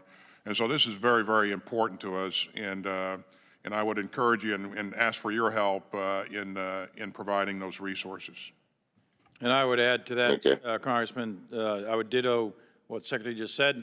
$500 million in the grand scheme of a $715 billion budget may not seem like a lot, but to the National Guard, that is a lot. So reimbursing them for their efforts, their great efforts. And this is also a year in which the Guard's been doing COVID, they're overseas. There's a very high op tempo in the Guard. So that $500 million is very important. Would like to see it reimbursed for the National Guard in order to maintain their training and their standards. Okay, duly noted. Thanks to you both. Chairman, I yield back. Thank you, Representative. Secretary Austin, earlier this year, we discussed our shared interest for strong, consistent civilian oversight of the armed forces. As chairman of the Intelligence Special Operations Subcommittee, I appreciate your commitment to ensure civilian leadership of our Special Operations Forces with the restructuring of the ASD-SOLIC to include resourcing and staffing the office consistent with its oversight responsibilities. Can you please highlight the steps you, alongside Deputy Secretary Hicks, are taking to increase civilian oversight of the SOF community to ensure an agile and lethal force ready for strategic competition, particularly in regards to acquisition and diversity? Thank you. You may have heard me say earlier that there's a direct reporting chain now to linked to me, and you know that secretary will sit in on all of my key leader meetings, report to me routinely on the ongoing efforts in the department, and we'll be cited on those service-like requirements and needs for the special operations community. Thank you, Secretary. More than 18 months ago, 9 combatant commanders articulated an immediate need for intelligence community to help combat the provocative actions of China and Russia in the public domain. The Director of National Intelligence is establishing a malign foreign influence response center that will lead coordination and integration of intelligence related to foreign malign influence. What changes are you directing within the department to help address this urgent requirement? Well, we've had, the Chairman and I have had, first of all, I do believe that it is an important issue. All of the combatant commanders have identified a need for resourcing to address this issue. You know, as we've talked with the combatant commanders, we want to make sure that that we're synchronized in our efforts and that we're putting the resources in the right place. So this is a thing that we're getting our arms around a little bit better, but I would say up front that we will resource the combatant commanders based upon their requests, but we want to make sure that that we're using those dollars to get best value, and I'm confident that we'll be able to. Thank you, Secretary. For over 20 years, the SOF community has been focused on anti-terrorism operations in permissive environments, but the growing threat posed by China and Russia underscore the need to pivot our focus to the great power competition. Can you expand on how this budget proposal addresses the need to refocus special operations to combat near-peer adversaries? Well, I think, you know, you've seen special operations forces first of all, they have incredible capability across the spectrum of activity. Whereas we've been focused on transnational terrorism to a greater extent in the past, they, you know, over the last several years have begun to lean into great power competition, develop capabilities and resources that will be a bit more relevant to that near-peer competition. As you look at what we've invested in, you know, throughout the budget here in terms of the major items, you know, research, development, and technology, you know, long-range fires, lethal air force, that sort of stuff, all of that really kind of contributes to the overall effort there. And the Special Operations Forces is a part of that, obviously, but we're setting the stage to make sure that not only the special ops, but every other element on the battlefield can be effective. And again, we're emphasizing that this is competition across all domains and not just land, air, and sea. Could I just add something, Congressman Gallegos, if I could? Go ahead, General. Training is the key here. SOCOM's reorienting the training of the special operations community for higher-end fight against China and all of the core fundamental tasks of unconventional war, strategic reconnaissance, and the entire list of core tasks. And it's really got to do with training and getting them aligned with the various war plans against the pacing threat of China. Thank you. General, in the remaining time we have, last year, Congress appropriated $169 million to the Baltic Security Initiative to increase military aid and cooperation with the Baltics. Do you have an update on how the department is spending this money? General Milley or Secretary Austin? Yeah, with respect to the Baltics, yep. We are doing exercises. We are doing, back to Special Operations Forces, there's a lot of Special Operations things going on in there. There's train, advise, assist with them, and we are, as part of the European Defense Initiative, part of that is exercising in the Baltics. So under the purview of UCOM, all of that is happening, so that's where that money's going. And the President just recently met with the 3 key senior leaders of the Baltics there in Brussels in the margins of the summit, a NATO summit there. So Thank you, Secretary. Thank you, General. And I now recognize Ranking Member to the ISO Subcommittee, Representative Kelly. Thank you, Chairman. First of all, I want to kind of double tap what I think Mr. Desjardins said, Dr. Desjardins. It's important that we get those dollars back to the Guard and Reserve so that they don't miss drills. You know, we have our 155 BCT out of Mississippi that has done COVID response. We put shots in arms. We've been the logistical backbone for our entire state. They're at NTC in a rotation right now, and then those guys and girls are going to come back, and we're going to tell them in August or September, we can't pay you for drill, so stay home, and we're going to lose that readiness that we've been building. So please help us get those dollars back to the Guard and Reserve. You have my commitment that we will advocate when and wherever possible.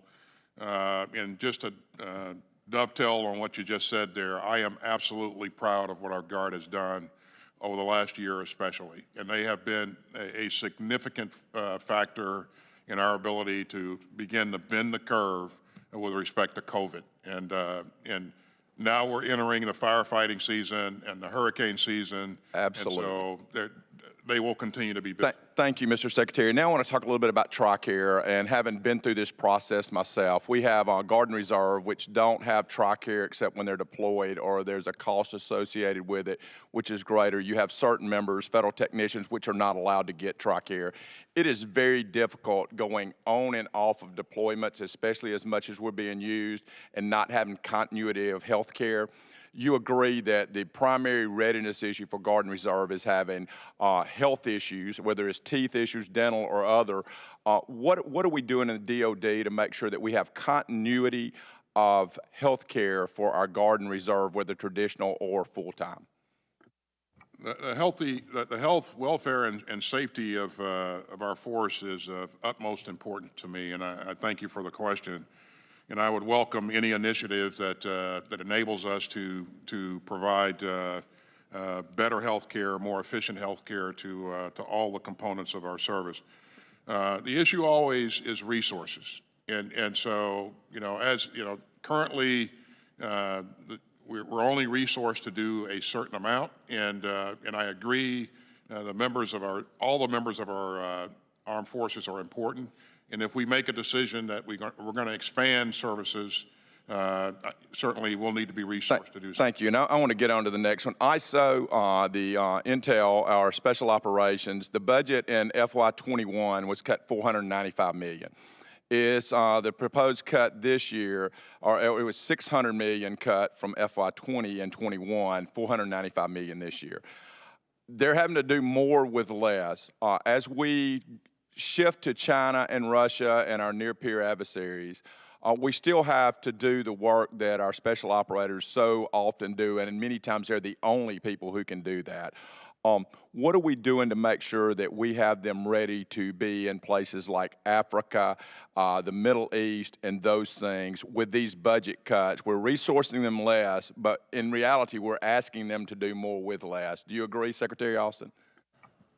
Well, I think when we look at the entire picture, you know, we are retrograding from Afghanistan as we speak, and that will create some opportunities for us to shift some resources around. But to your point, Special Operations Forces, there's always high demand, and there's a very low density of these elements, and we'll need to make sure that they have the resources they need to be successful. So we'll continue to work that. And Secretary, I'm sorry, Chairman Milley, I'm sorry. I traveled recently to the Middle East and Africa, and in the Middle East specifically, and as we're coming out of Afghanistan, we still have CENTCOM. So I understand we'll have less resources. Many of our allies and partners in the region like our presence there. So can you tell me what are we doing to build the confidence in our allies and partners in the Middle East, in Europe, in Africa, that we're still going to be there as a great partner, even though we're coming out of Afghanistan? Because we've got some work, I think, with our allies and partners to do there. So Chairman Milley, if you can address that, please. Let me give you, in the interest of time, Congressman, let me give you an answer for the record with some details of what we're doing. But in general, for the CENTCOM AOR, the Middle East is important to the United States. It's going to be important to us in the future. We are looking at, under the direction of Secretary Austin, an entire global posture review We have a lot of work left to do that, to back brief the Secretary on that. But exercises, forward presence, bases, all of those things, and working closely with our allies and partners in all of the regions you just mentioned. And I owe you an answer in writing on that. Absolutely. Thank you, and I yield back. Thank you. Mr. Moulton is recognized for 5 minutes. Secretary Austin and Chairman Milley, thank you for your lifetimes of service and leadership to our country. As we withdraw from Afghanistan, we have not seen an operational plan to save our brave Afghan partners and allies.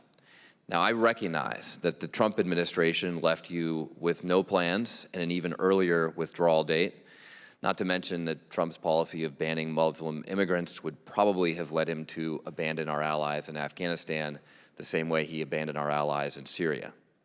Nonetheless, all of this now falls on this administration. We have 80 days until our formal withdrawal date.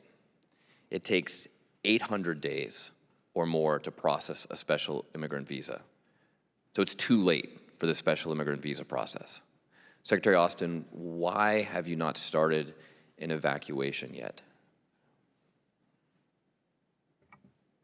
Well, thanks for the question, and let me say up front that, and I know this is a topic that's near and dear to a number of people in this room who have served alongside some of the interpreters and people who have helped us in the past, and so this is important to all of us. We are working with the Department of State, who has the lead on this, along with DHS, as one part of a whole of government effort to address this issue. We are encouraging to move as quickly as we can, and we stand ready to provide resources to accelerate this if it's possible, and it is possible. And in some cases, they've shortened the timeline from application to completion there. There are a number of people in the pipeline. I am confident that we'll begin to evacuate some of those people soon. But again, I would defer to Secretary Blinken to really outline what the Mr. Secretary, I don't need to tell you this, but these brave Afghan partners, these Afghan and American heroes, people who we asked to risk their lives, not just for Afghanistan, but for America because we had their backs. Their future is in your hands. And this much is certain. The Taliban will kill them if they can. And they will rape and murder their wives and kids first if they can. Chairman Milley, if the service chiefs were ordered to evacuate our Afghan allies today, is there a plan in place to get that started immediately? We have the military capability to do whatever is directed by the President of the United States with respect to our allies and those that have worked with us. And I consider it a moral imperative to take care of those that have served along our side. We are prepared to execute whatever we are directed. Thank you, Mr. Chairman. Changing subjects, Secretary Austin, last week General Brown highlighted the importance of suicide prevention in his opening statement and then committed to supporting the Brandon Act later in the hearing, a bill that I introduced last week to provide service members a mechanism to seek mental health support if they are contemplating suicide. However, we've received pushback from other elements within DoD on the Brandon Act, but no alternative suggestion for how we can tackle this epidemic. Are you personally comfortable with how DoD is managing suicide prevention, given that we have lost more service members to suicide last year than we did in combat? And are you prepared to support efforts like the Brandon Act or present a better alternative to address this? I think this is a very important issue, and I am prepared to do whatever it takes to improve in this area. This is something that I have personally been swinging at for a long time as a part of one of the senior leaders of the military, and try as we may, we've not made the progress that we need to make.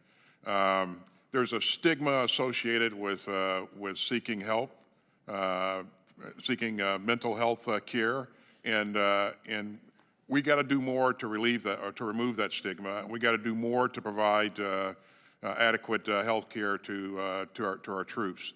So the answer to your question is, you have my commitment that I will continue to work this, and I would tell you right now that our service chiefs are absolutely focused on this, and we'll work with the greater community writ large to get best practices and lessons learned so that we can get better at this. Thank you, Mr. Secretary. Grateful for your leadership, and I yield back. Mr. Gallagher is recognized for 5 minutes. Thank you. Chairman Milley, last week in front of this committee, both the CNO and the Commandant, General Berger, concurred with Admiral Davidson's assessment that we have a growing risk of a PLA invasion of Taiwan within the next 6 years, which is an alarming timeline. My understanding, is that you've sort of publicly disagreed with that timeline. I'd be curious to get your alternative assessment and the justification for it. But, I mean, would you agree with just the basic idea that the PLA's capability is growing, that the unification of Taiwan with the mainland is a legacy issue for General Secretary Xi, and that this creates problems for our deterrent posture in Indo-PACOM? Yeah, so what Davidson and Aquilino and others have said is that Chinese capability to invade and seize the island of Taiwan is being accelerated to 2027, 6 years from now. I don't dismiss that at all. What I said was near term. In my definition, that's 1 to 2 years. I don't see China. They could make decisions, whatever they want to do, but I don't see it happening right out of the blue. There's no reason for it, and the cost to China far exceeds the benefit. And President Xi and his military would do the calculation, and they know that an invasion, in order to seize an island that big with that many people and the defensive capabilities that Taiwanese have, would be extraordinarily complicated and costly. And at this point in time, near term, next 12, 24 months, I'm not seeing the indicators and warnings yet. Could it happen 6 years from now, 8 years from now, 10 years, 20? Sure, a lot of things can happen. The Chinese are clearly building capability. There's no question about that. They've been doing it for quite a while, and we're monitoring it very closely. And that gets back to this budget. We need to continue to get this budget through, get it done on time in order for us to keep pace with the Chinese and stay ahead of them. We want overmatch in order to deter a great power war and stay at great power competition. Recognizing there are limitations to the format we're in right now, just given your position and the time you spent interacting with your counterparts in the region, is your and understanding that that to some extent the intentions of Xi himself and the party in general are unknowable, and a lot of things could change in the environment. What is your basic sense of the priority that the CCP and the PLA put on Taiwan, and to what extent, as I said before, it's bound up in Xi's personal legacy? I think both are true. I think the issue of Taiwan and the unification of Taiwan with mainland China, I think that is a core, I said it before in previous testimony, CORE, a core national security interest of China. And it's also a core national security interest of the United States to ensure that whatever happens with respect to Taiwan happens peacefully, and we don't have a general conflict in the region or globally.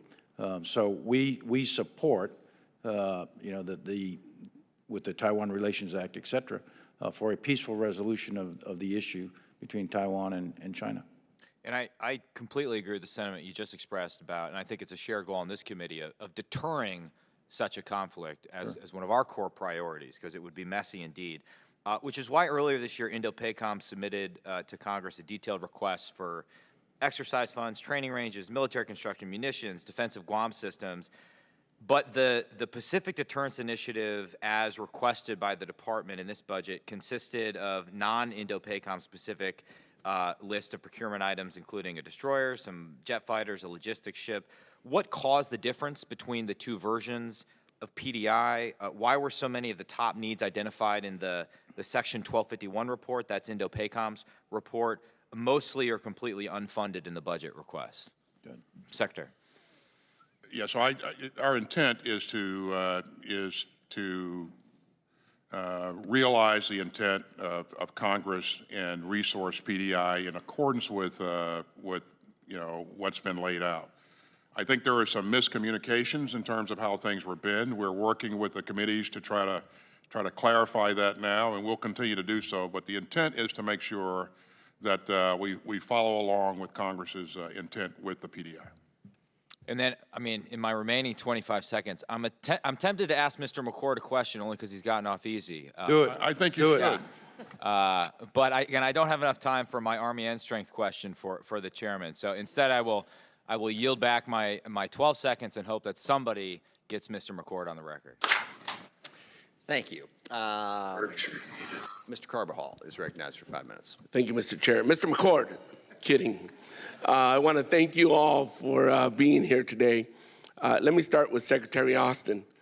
I want to start by asking you about the Department of Defense audit and financial accountability. Congress robustly funds the DoD in order to defend the nation and deter conflict. We also have a responsibility to our constituents to conduct oversight and ensure that the funds are obligated effectively and responsibly. How important is the ongoing audit to your work as Secretary, and how is the department using the results of the audit to impact the budget process? It's not only important; it's critical, and you know we've made progress, a lot of progress since I was last affiliated with the department. There's still work to be done, and we will move out on this as expeditiously as possible and deliberately as possible to ensure that we get a clean audit at some point going forward, as quickly as we can. Thank you. Secretary Austin, in the previous administration, one of my key concerns with the department was the lack of transparency to Congress in decision-making processes. For example, many here in this committee were left with more questions than answers when the department announced its decision to select Redstone Arsenal in Alabama as the permanent headquarters for U.S. SpaceCom.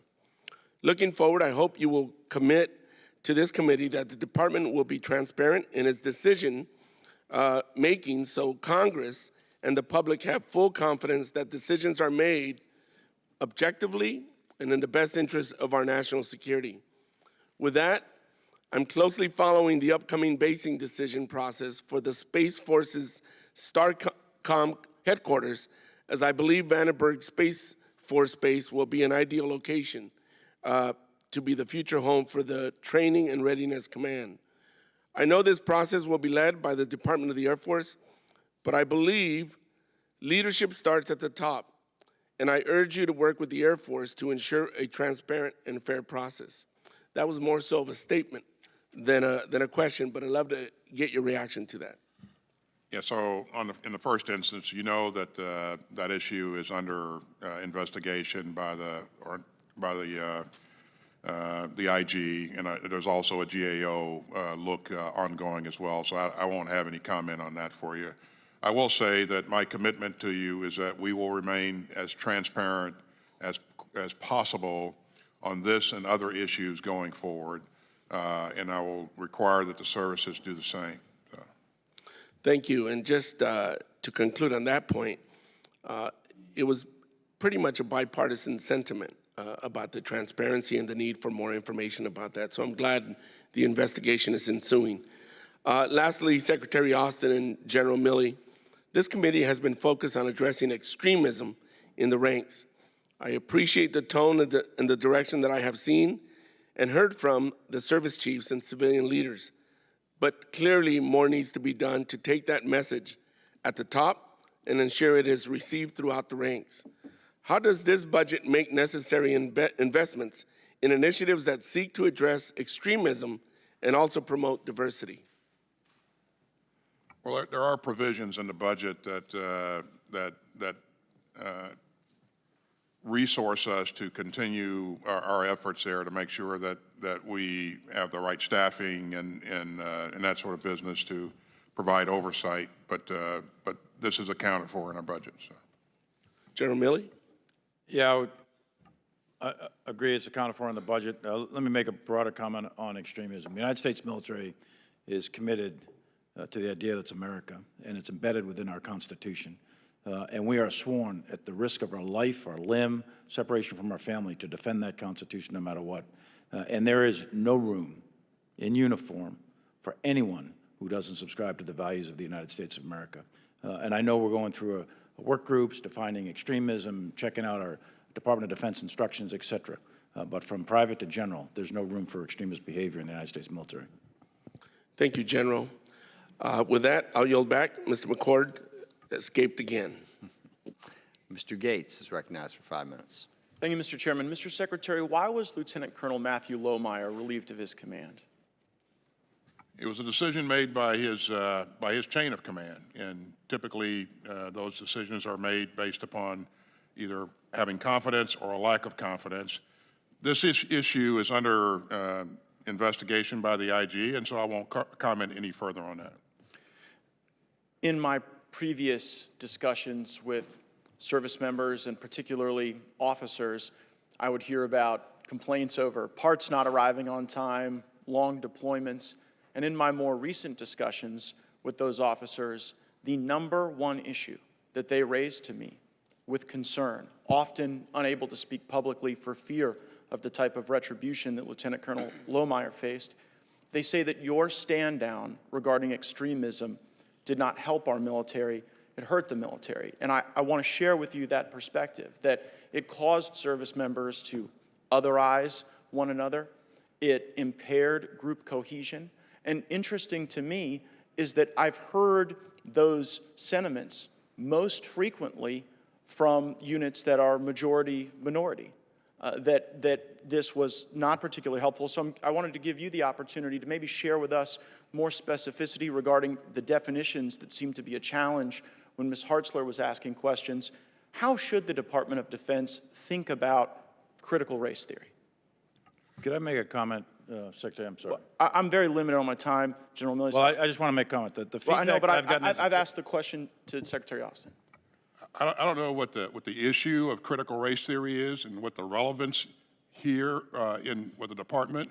We do not teach critical race theory. We don't embrace critical race theory, and I think that's a spurious conversation. And so we are focused on extremist behaviors, and not ideology, not people's thoughts, not people's political orientation.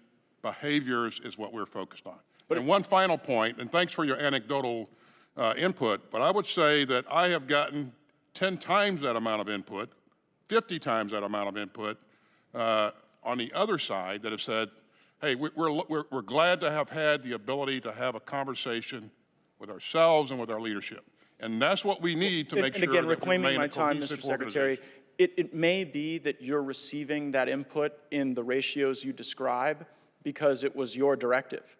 It may be that people are concerned about criticizing your decision because Lieutenant Colonel Lohmeyer was not relieved of his command for his actions. He was not relieved of his command because of poor performance regarding his duties. He was relieved of his command precisely because of his thoughts and because of his critique of critical race theory. It is particularly helpful that you have said that the Department of Defense does not embrace critical race theory and that you think the discussion is not appropriate. I would suggest that it is the ideology that is not appropriate, and it is particularly concerning to me that you have hired a critical race theorist to give you advice on personnel matters, and that person is Bishop Garrison. And I would particularly observe that on July 27, 2019, Bishop Garrison tweeted regarding former President Trump, he's dragging a lot of bad actors out into the sunlight, normalizing their actions. And here's the relevant part. If you support the president, you support that. There is no room for nuance in this. There is no more, but I'm not like that talk. And then he replies to his own tweet with what seems to be a very ethno-nationalist hashtag, hashtag Black44.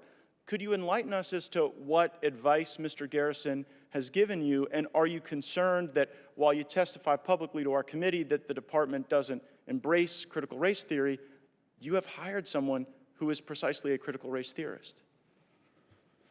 This is the first I've ever heard Mr. Garrison be described as a critical race theorist, so this is new. And I'm sure did you review his tweets before you hired him, personally? Pardon me? Did you review his tweets before you hired him? I did not personally review his tweets. I would just ask that maybe that be helpful. Is there anything you can share in just these final seconds regarding any advice he's given you? Let me just share one other thing that you brought up, Congressman, about the input that comes to me. You know, I trust my leadership from top to bottom that they will give me fair and balanced and unvarnished input. And for you to say that people are telling me what they want to what I want to hear, I get it, but I'm smart enough to know that does happen. Yeah. You know, maybe they're telling you what you want to hear. Well, I don't know that they even know what I want Gentleman's to hear. time has expired. Mr. Brown is recognized for 5 minutes. Thank you, Mr. Chairman. I have only 5 minutes and 2 questions, so at the midway mark, I may interrupt the response to the first question. Mr. Secretary, 2 years after President Truman desegregated the armed forces, a commission, it was the Fahey Commission, found, and I quote, that a policy of equality of a treatment and opportunity will make for a better Army, Navy, and Air Force. It is right and just. It will strengthen the nation, end of quote. Today, while 19% of active duty service members are black, only 2 4-star generals and admirals are black, and there is a significant underrepresentation by race and gender, I should add, in those career fields that experience higher promotion rates to senior ranks. To address this problem, last year, bipartisan, this Congress required the Secretary, and today that's you, to establish a mentor and career counseling program. I recently requested information from the Undersecretary for Personnel and Readiness on the program status. I found the response wanting. So the question is, how are you implementing the provisions of that program, and why are diversity and inclusion initiatives such as those important to the department? Just one comment up front on the importance of diversity, equity, and inclusion. I would point out to you, Congressman, something that you already know, and that the United States military is the most diverse organization in this country. It represents citizens from all walks of life, all ethnicities, and it is truly a diverse organization. I would absolutely agree with you that the senior leadership should look like those people those troops that are in the ranks. And a troop ought to be able to look up and say, I can be a senior person. I can be that man or that woman at the top of the totem pole or top of the pecking order at some point in time. It has provided some of the best opportunities for our young citizens of any organization in America. In terms of mentorship, your specific question, I absolutely believe in the power of mentorship and embrace that. And we need to do better. And you have my commitment that we will do better. And so we stand ready to work with you and answer any additional questions that you have. Well, I appreciate that, Mr. Secretary, so we'll follow up. But I do want to get to the second question. The Fahey Commission talked about treatment, not just opportunity. So I'm very concerned about the disparate racial treatment that minority service members are experiencing under the Uniform Code of Military Justice. A May 2019 GAO study that this Congress directed found that black service members across all services more than 1.5 times likely to be tried by court-martial for the same conduct as white service members. It's clear there is a general failure on the part of commanders in exercising their broad discretion to refer cases to court-martial. My questions are, why are the commanders woefully failing our black service members who enlist at higher rates than any other demographic group in our country? And how do we fix the system so that there is truly equal justice under the Uniform Code of Military Justice, which does not exist today? That's my question. Thank you. Well, Congressman, thanks for flagging a question there. This is an important issue, and I think one that requires more and detailed study. I would just say that the point that I made earlier in terms of making sure that we have the right representation in senior ranks is very, very important and contributes to making this issue better or improving this issue. And I'm going to follow up and sort of make a comment and pick up on that point. There is a correlation, I believe, between the lack of diversity in senior leadership in command positions and the disproportionately high rate of court-martial of black and brown service members. Racial bias exists not only in the criminal justice system, as we've experienced and seen for decades and brought to greater public attention after the murder of George Floyd, but that same racial bias exists in the military justice system. So these are two related questions. We need to focus on diversity, but we need to immediately get after the disparate treatment under the UCMJ. That we can fix now. That we can fix now. Thank you, Mr. Chairman. I yield back. Thank you. Mr. Bacon is recognized for 5 minutes. Thank you, Chairman, and I appreciate our Chairman and our Secretary. I appreciate your leadership, and I appreciate the journey that you've taken to get here. And also, Mr. McCord, thanks for being here. I do got a couple of comments for the record, just criticisms of the administration, and then I want to talk about the Air Force budget.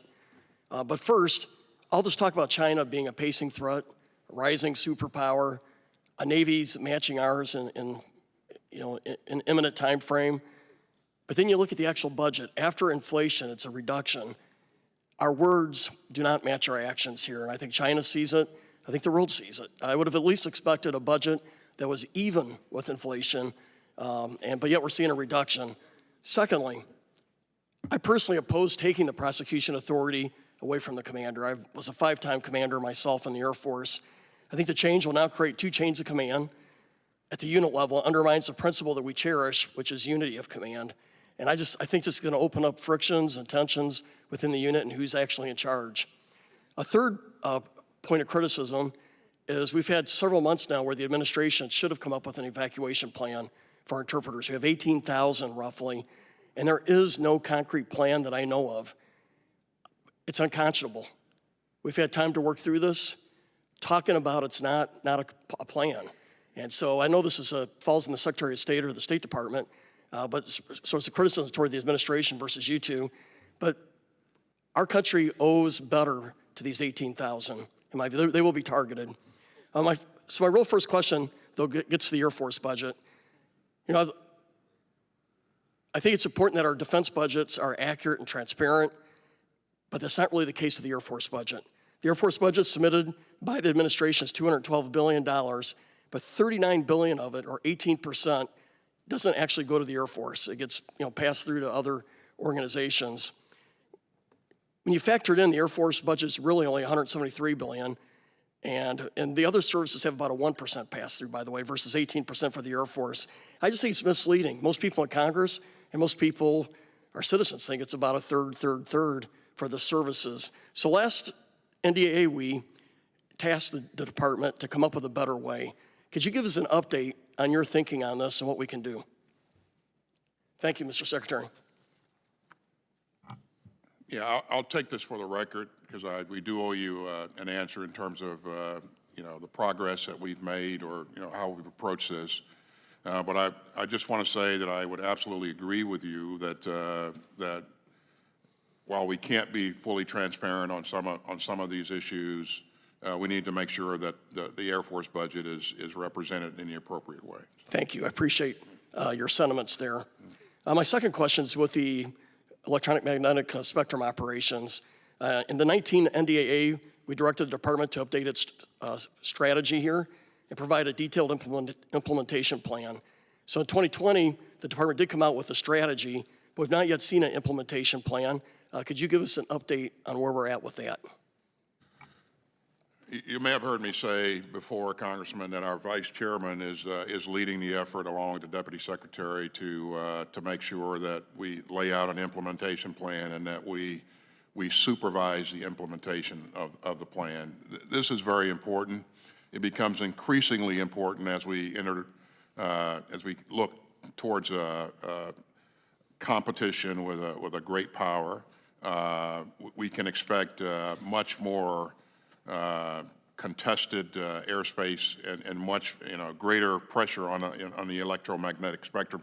We saw, and you know this because you've been there, we experienced some significant issues early on in Iraq and Afghanistan trying to manage that spectrum and make sure that each service had the capabilities they need. It'll be increasingly difficult going forward.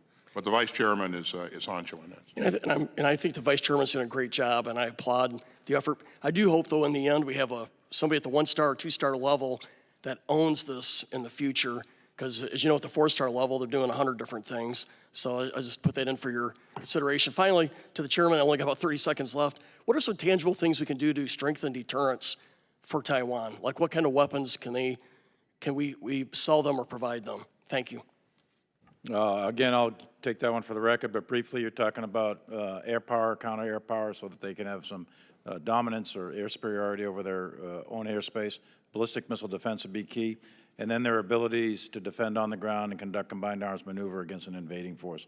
Those would be things that would be in Taiwan's interest. I'll give you a more complete answer. Apologize. Thank you. Gentleman's time has expired. Mr. Keating is recognized for 5 minutes. Thank you, Mr. Chairman. As someone who was a district attorney for over a decade before I came to Congress, I realized the challenges and complexities of sexual assault cases firsthand. And in fact, I had separate units on the civil side, separate units within my office specializing in prosecution of sexual assaults and with special units for sexual assault on victims' witness advocacy. So I was really pleased to hear the news that you shared this morning with us regarding what's coming forth from the Commission in terms of removing these cases from the military chain of command. Recommendations are one thing, but hearing from both the Secretary of Defense and the Chair of the Joint Chiefs that you support that effort too is so important. So a couple of quick questions in that regard. Number one, what do you mean by removing it from the military chain of command? Number two, General Milley mentioned too, changes in the domestic violence areas, the way they're going to be reviewed. I had a separate unit for that too. So could you tell us what's in store for us on those very important things that were a priority of myself and this committee? So for those, or first of all,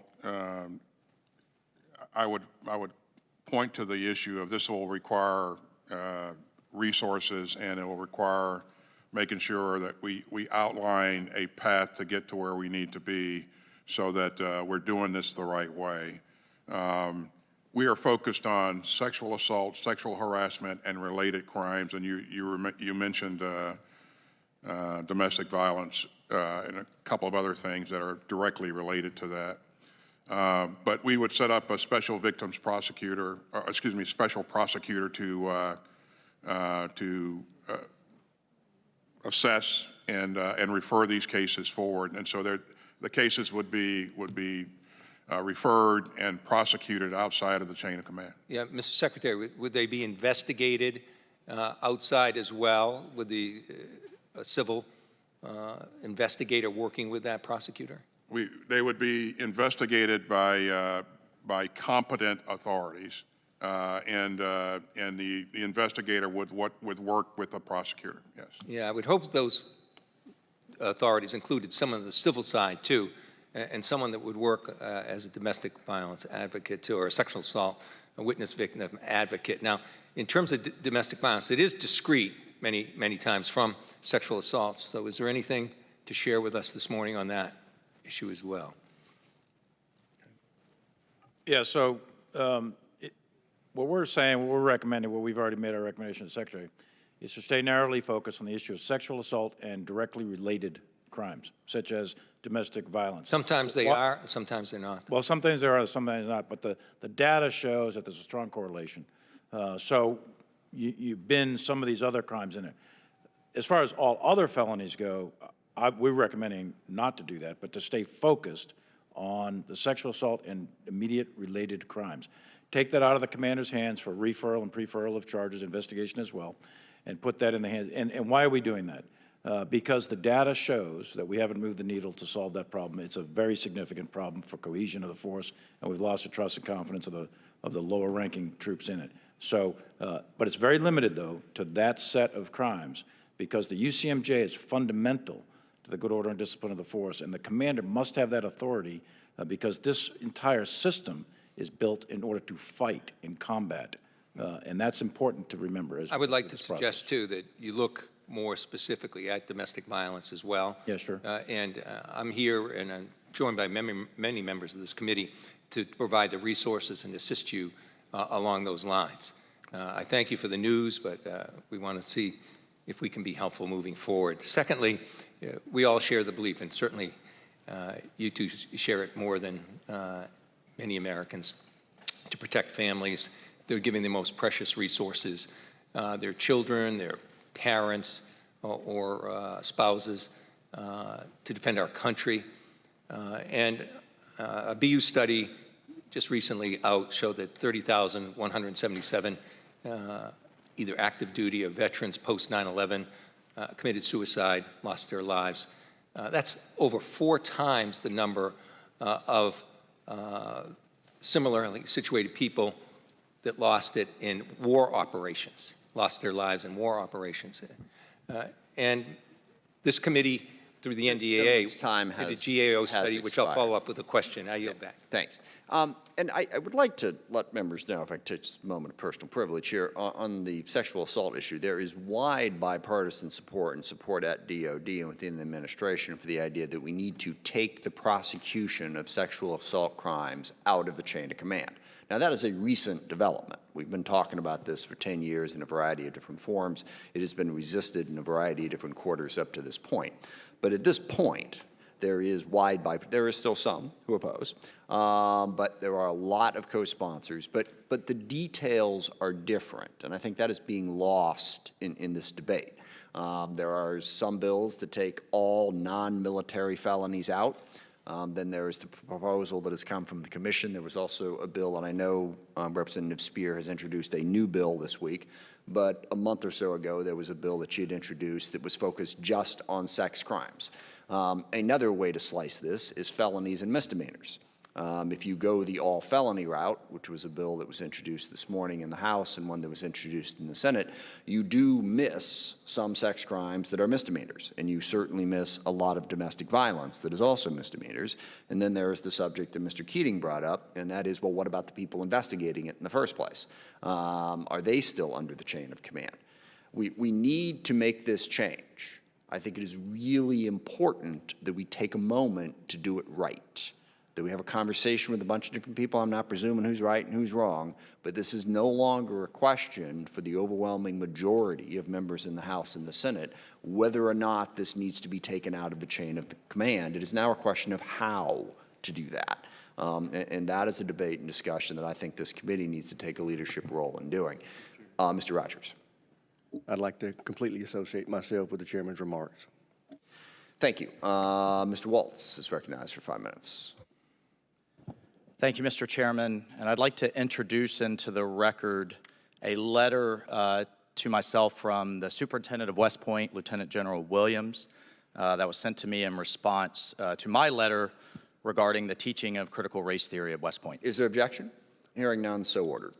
Mr. Secretary, I found that very interesting, your exchange with Mr. Gates on no teachings of critical race theory in the United States military. I want to quote to you a letter I received from the Superintendent of West Point. It says, with regards to critical race theory, there is one course that has this theory as part of the syllabus. There are 2 lessons on critical race theory. There is a book on critical race theory titled Critical Race Theory and Introduction. On and on and on about the teaching of critical race theory in West Point. I just want to emphasize something. This isn't something that we're raising. This came to me from cadets, from families, from soldiers, with their alarm and their concern at how divisive this type of teaching is that is rooted in Marxism, that classifies people along class lines, an entire race of people as oppressor and oppressed. I cannot think of anything more divisive and more destructive to unit morale. I want to be very clear. The military needs to be open to all Americans. Absolutely. That is the strength of the United States military. But once we're in, we bleed green and our skin color is camouflage. We're worried about that American flag on our shoulder. That's the only thing our enemies are worried about. I think we can agree there. But the other thing that they raised to me was a seminar that over 100 cadets attended titled Understanding Whiteness and White Rage, taught by a woman who described the Republican Party platform as a platform of white supremacy. This is going on at West Point as we speak to our future military leaders.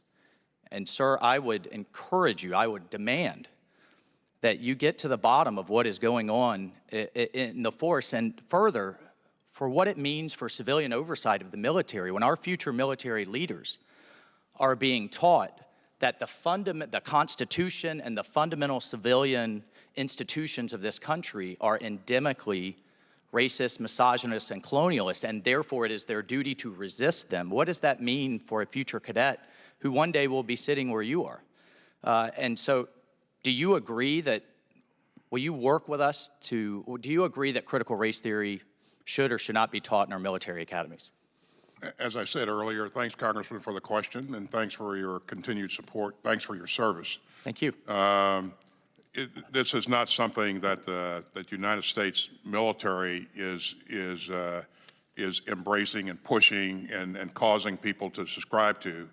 Now, whether or not this was some sort of critical examination of different theories, I don't know. But we need to understand our past. I want to be very clear. But can you agree at least that understanding whiteness and white rage presented in Ike Hall over 100 cadets probably is something that we shouldn't be teaching our future leaders of the United States Army? As you have described it, it certainly sounds like that's something that should not occur. Again, I would like to know the specifics of the... Thank you, Mr. Secretary. Just switching topics to shipyards and our infrastructure. Our shipyards are old, they're small, they can't handle the fleet of today, much less the fleet of tomorrow. We currently have 4 public and less than 20 commercial. The Chinese are approaching 1,000 shipyards. 1 dry dock that can handle the Ford class, not enough for the Virginia class. The Navy has its $21 billion investment plan, but it's over 20 years, over the next 2 decades. Would you welcome additional funding as part of our shipyard modernization? I think it's absolutely critical. I agree that it's critical, and you know, we not only have to have the right mix of capabilities, we have to be able to sustain and maintain as well. And in this budget, you'll see that we've invested some $830 million in recapitalizing. I think that is woefully. Chinese are at 1,000. We're at less than 20. And what I'm so disturbed by is we're debating a $1.9 trillion infrastructure plan. Navy has its shipyard infrastructure improvement plan, so they clearly define shipyards as infrastructure. No mention, not one. Were you consulted by the interagency group that submitted the infrastructure plan whether it is grids, ports, and especially shipyards? Was the Defense Department consulted for its priorities as part of the administration's plan? Well, certainly I support the administration's plan, and that will have to be taken for the record. The gentleman's time has expired. Ms. Houlihan is recognized for 5 minutes. Thank you, Mr. Chair, and thank you, gentlemen, for joining us today. I know my time is very precious, but I would like to yield some of my time to General Milley because I know that he had some comments that he wanted to make when Representative Gates was talking, as well as Mr. Waltz, about a similar subject of the stand down and race theory. Would you like a minute or so to comment on that? Do you remember what your line of questioning or thought was there? Sure. First of all, on the issue of critical race theory, et cetera, I'll obviously have to get much smarter on whatever the theory is. But I do think it's important, actually, for those of us in uniform to be open-minded and be widely read. And the United States Military Academy is a university. And it is important that we train and we understand, and I want to understand white rage, and I'm white, and I want to understand it.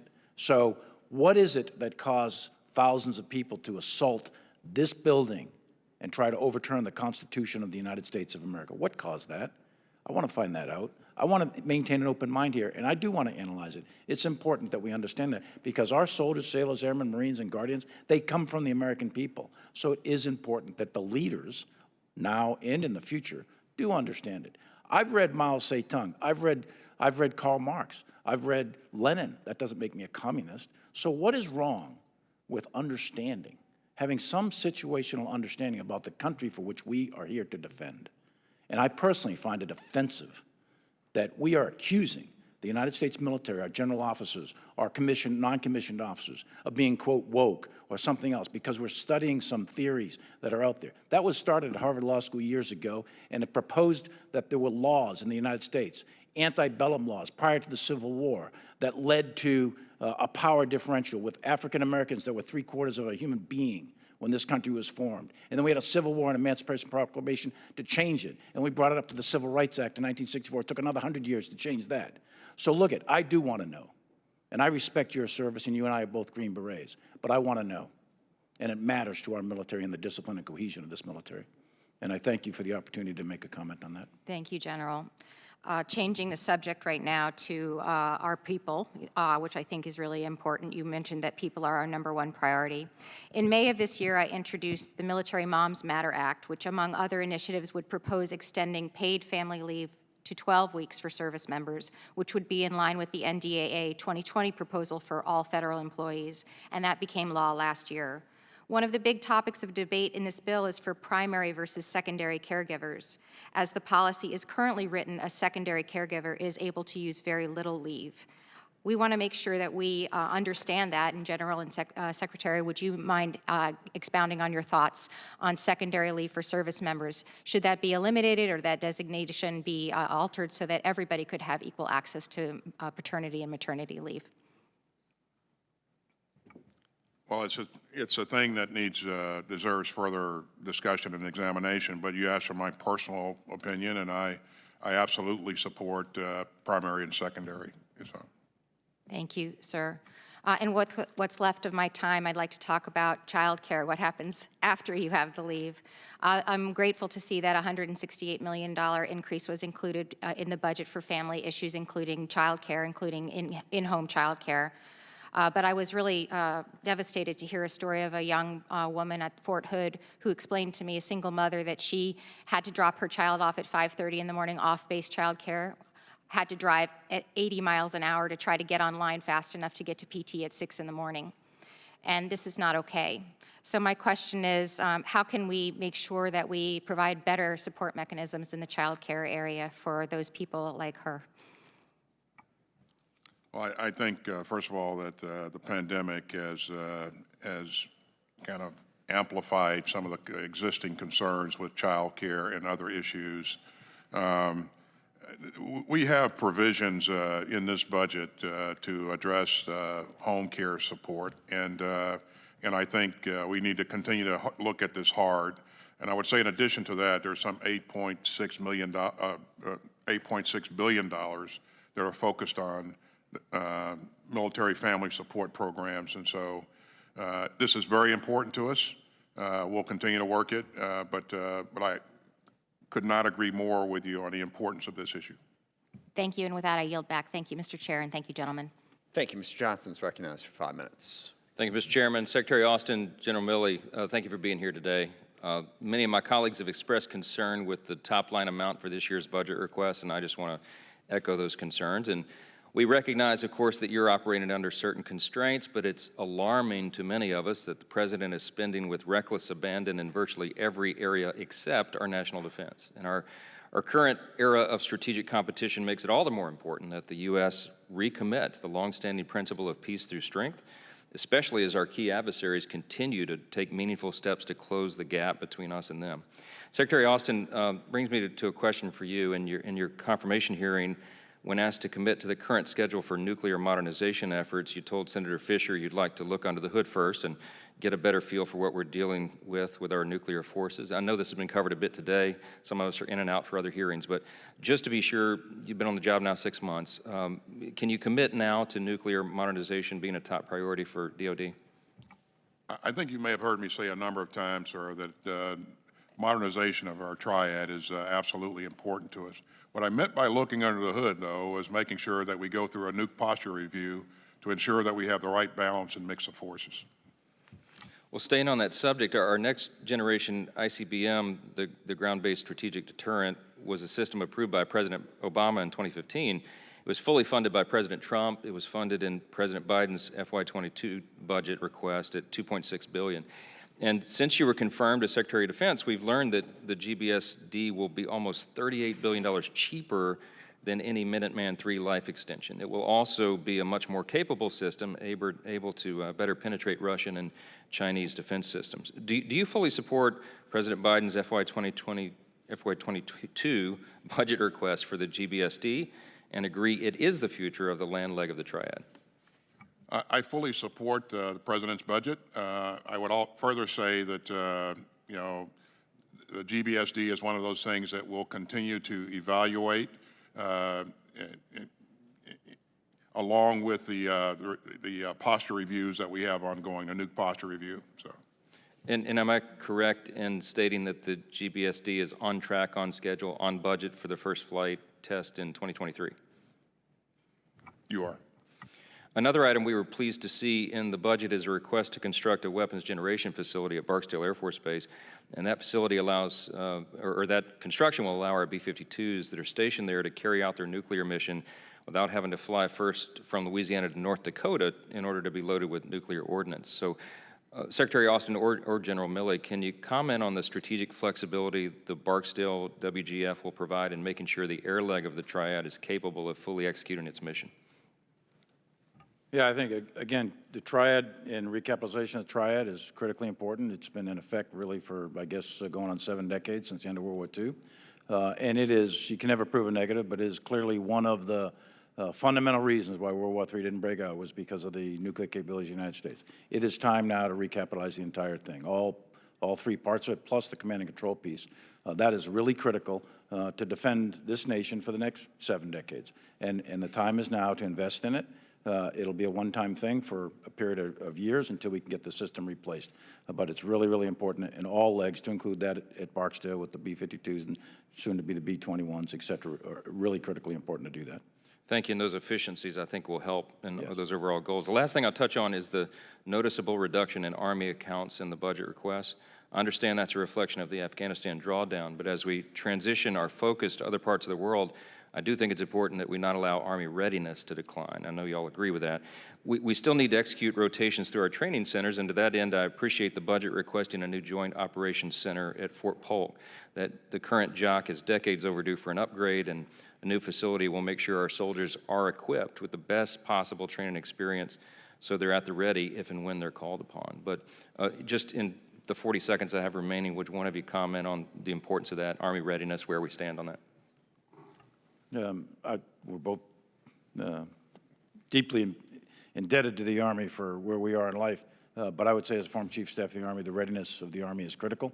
It takes a full joint force, a synergy of air, land, sea, space, and cyber to prevail in combat. And wars are often started from afar, from long-range weapon systems, but they're always ended somewhere on the ground. And the last bullet of a war is usually fired by a Marine or Army infantryman. So it's really critical to maintain the readiness of the United States Army.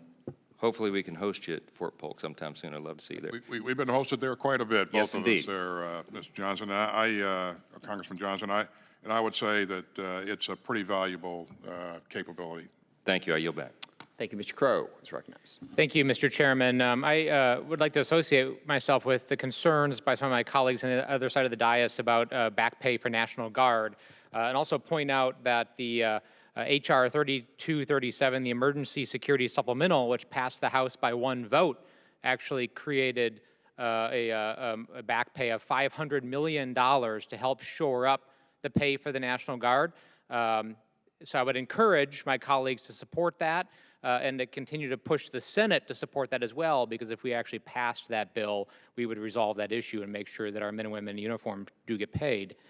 I do want to change to Afghanistan for a minute and just start by saying I understand that it's not your decision to make to conduct an evacuation of civic society leaders, SIV applicants, or anybody.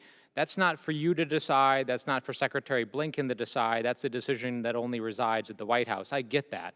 And I appreciate the fact that you all have conducted contingency planning to be prepared to do that. And General Milley, your comment earlier about the military capability that exists and that you will conduct whatever is necessary. My concern is about time. Because where we sit right now, that capability and the dangers and risks of doing it are not going to be static. That risk is not lessening. Is it true, Secretary Austin, that Taliban continue to make territorial gains, that provincial capitals continue to fall, and that freedom of navigation in the outer ring road continues to deteriorate? The Taliban have made gains, incremental gains throughout, and those gains have increased most recently. In terms of provincial capitals, I think you heard General Milley's assessment early on that actually none of the provincial capitals have fallen. They have made some gains where they've surrounded some of the provincial capitals. And part of that, General Milley, is it true that we don't yet have an agreement with Turkey or any other ally, NATO ally, with regard to the security of the Kabul airport? Written agreement?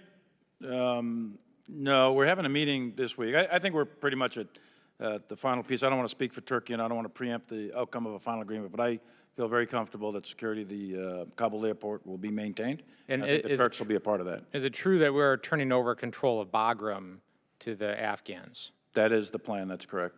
Okay.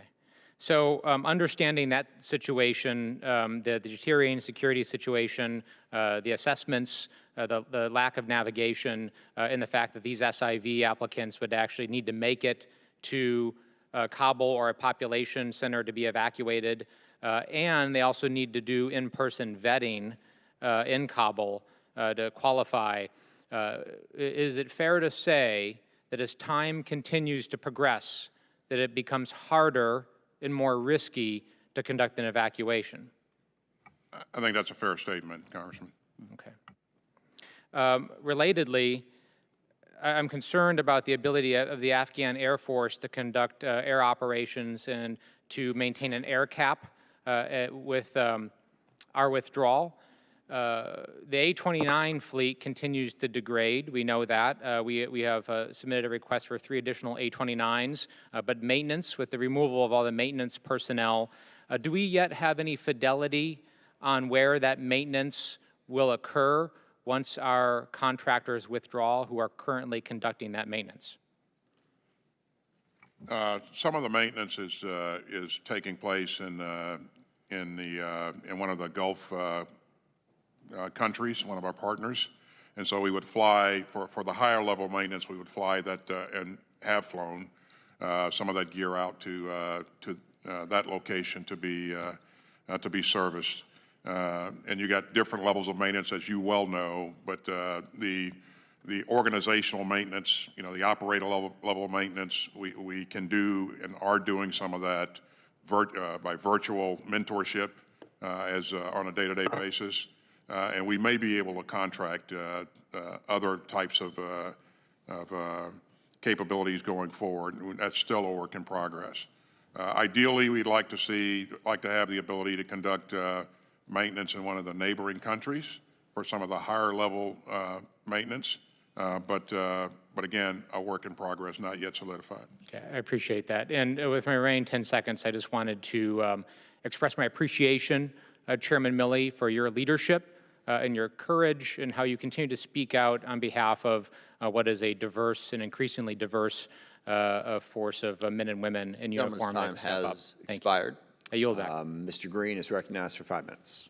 Thank you, Mr. Chairman, and Ranking Member Rogers for holding the hearing, and I want to thank our witnesses for being here today. Deeply respect and appreciate your combined service to this country.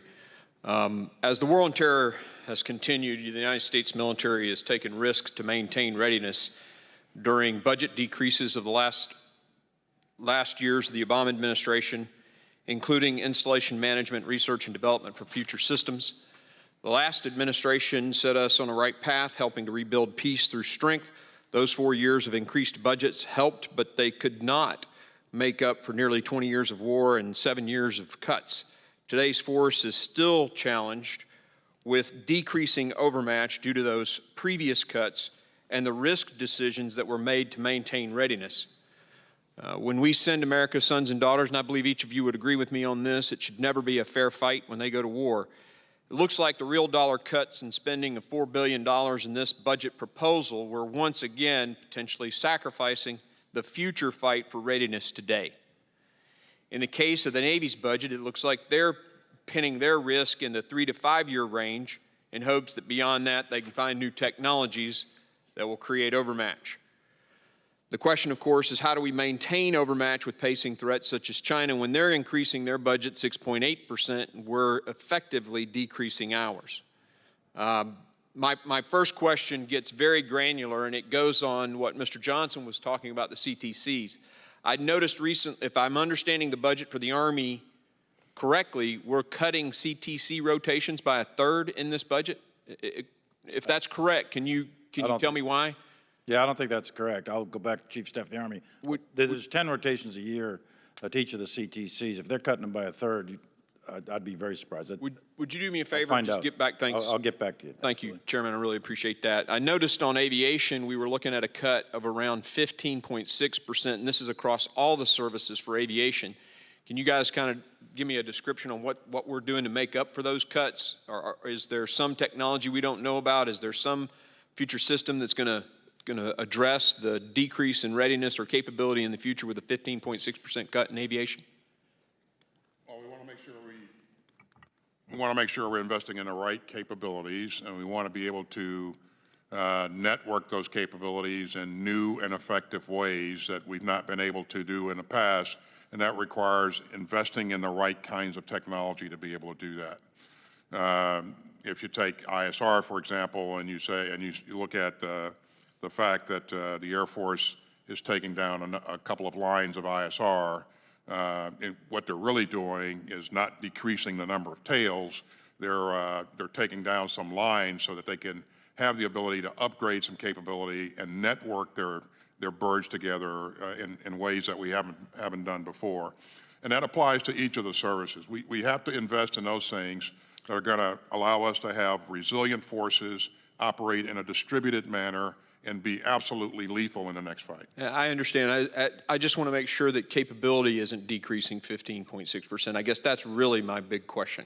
We're going to have the same capability or better capability even though we're cutting aviation 15%. Our goal is to have better capability, and with those investments that we make in the future, we want to make sure that the platforms that we invest in are able to accomplish some of the things that I just described.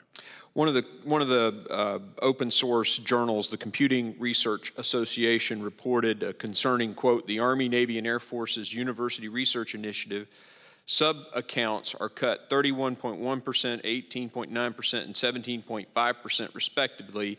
Considering these recent cyber attacks, is that really a wise decision? I'm not an engineer, I'm not a computer scientist, I'm a physician.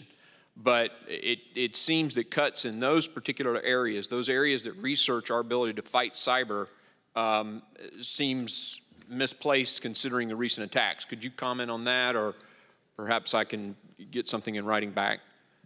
We can do both, sir. Okay. Thanks, Secretary. First, I'll remind you that for RDT&E overall, we're investing $112 billion. And specifically for cyber, there's a almost $10.5 billion investment in cyber, and that includes cyberspace operations and a number of other things.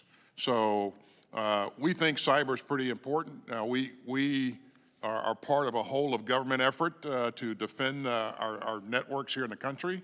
Our focus is, further out towards the source of malign activity.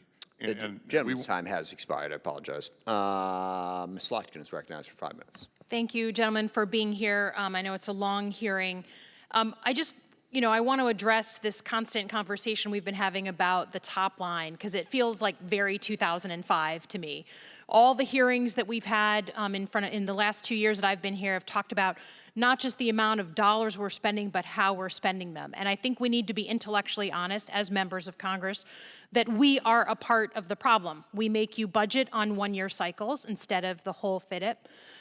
Every year you come to us with about $2 billion worth of legacy programs you'd like to cut, and we up here don't let you cut them. And then let's be frank, if we're talking about budgets, the nearly $10 billion that was taken out of DOD and put towards the border wall should be factored in for anyone who's concerned about the top line. So that's what we have responsibility for. But I am worried because there is bipartisan agreement that China is gaining on us.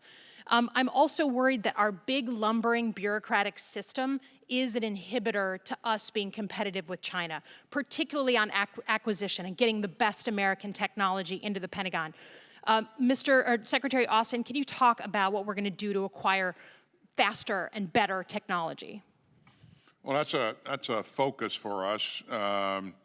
You know, we are far from being as agile as we need to be in order to capture or take advantage of the emerging technologies. And so you've given us some authorities in the past that we've not fully used or employed, and we need to push to number one, take advantage of what you've already given us, but number two, encourage our force to be more agile.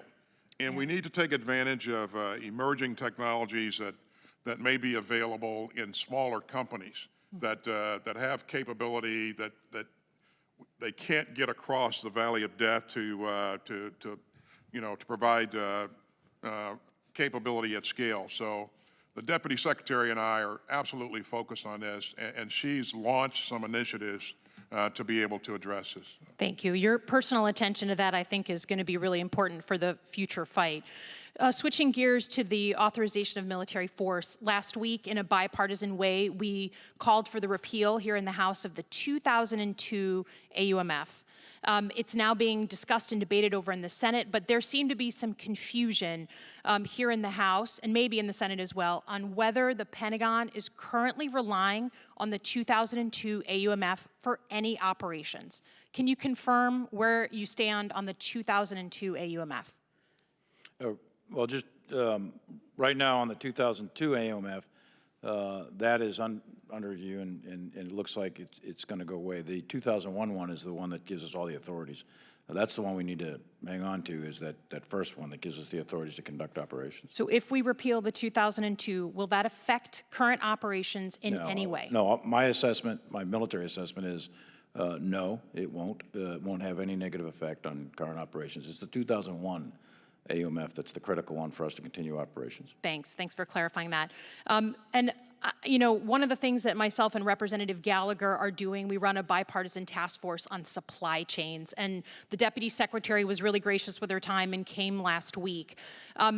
I have become possessed with this issue because of COVID and having to negotiate with Chinese middlemen in the middle of the night for a 78-cent mask. And I stood yesterday in front of my second GM plant in my area that has to go to a temporary shutdown because we can't get a 14-cent microchip. Can you tell me just your commitment that you will take this issue seriously? It was stunning for some of us, the amount of vulnerabilities that we have even at the Pentagon for things like ammunition propellant and for pharmaceuticals on other countries, particularly sole source from other countries. Can you just commit that you'll help with some transparency on our supply chains? You have our commitment. You heard me mention earlier the $341 million investment to help boost our support of American industry, and some of that includes microelectronics and that sort of business. So, but we are absolutely focused on this. We think that supply chain vulnerability is a national security issue, and that was kind of laid bare for us, to your point, over the last year. Thank you, and I yield back. Ms. Bice is recognized for 5 minutes. Thank you, Mr. Chairman, Ranking Member Rogers, Secretary Austin, General Milley, thank you for joining us today. I first want to maybe echo my colleague, Representative Slotkin, on Supply Chain Task Force. I was honored to be put on that as well, and it has illuminated a lot of the challenges that we see because of COVID or even just supply chain in general. So I appreciate your commitment to making sure that we continue to look at how we can shore up those supply chain challenges. I'd like to start by focusing on an issue that has been of concern in my state of Oklahoma and on military bases across the nation: improving the quality of privatized base housing on military installations. Since being sworn into office, I've engaged military housing stakeholders in my district and across the state of Oklahoma, including at Tinker Air Force Base and Fort Sill. While I'm cautiously optimistic that things are moving in the right direction, there is still work to do. Ensuring safe and high-quality housing for our nation's service members is one of my priorities. Despite the recent reforms, evidence from earlier this year suggests military families are being charged thousands of dollars of out-of-pocket expenses by private military housing contractors for reasonable and needed ADA upgrades to their on-base housing units. In response, I've introduced legislation with Representative Sarah Jacobs to clarify the military families cannot be charged amounts in addition to rent for needed ADA upgrades. Secretary Austin, can you tell me what actions DoD is taking to ensure that service members do not face financial hardships in obtaining on-base accommodations for a disabled member of their family? Thank you for the work that you're doing in this area. It is absolutely critical. There's nothing more important than the welfare of our military families.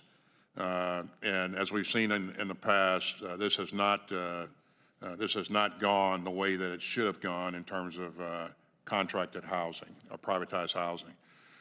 You've seen us increase the supervision in this area, and we're working with the services to really ensure that we have the requisite oversight and emphasis to hold contractors accountable for providing quality service to our family members.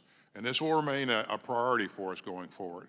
It directly affects the morale of not only our family members, but the services altogether. So you have my commitment that we will remain cited on this. Thank you, Secretary. Appreciate that. It's clear to me that in my short time here in Congress that one of the biggest threats is the current space race threat.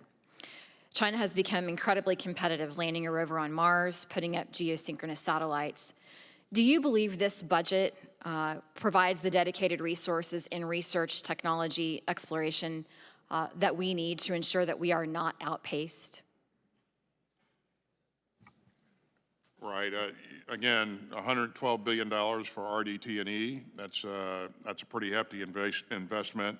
But I would go one step further and say that we plan to invest $20.6 billion or so dollars to resource our efforts in space. Thank you. I yield back.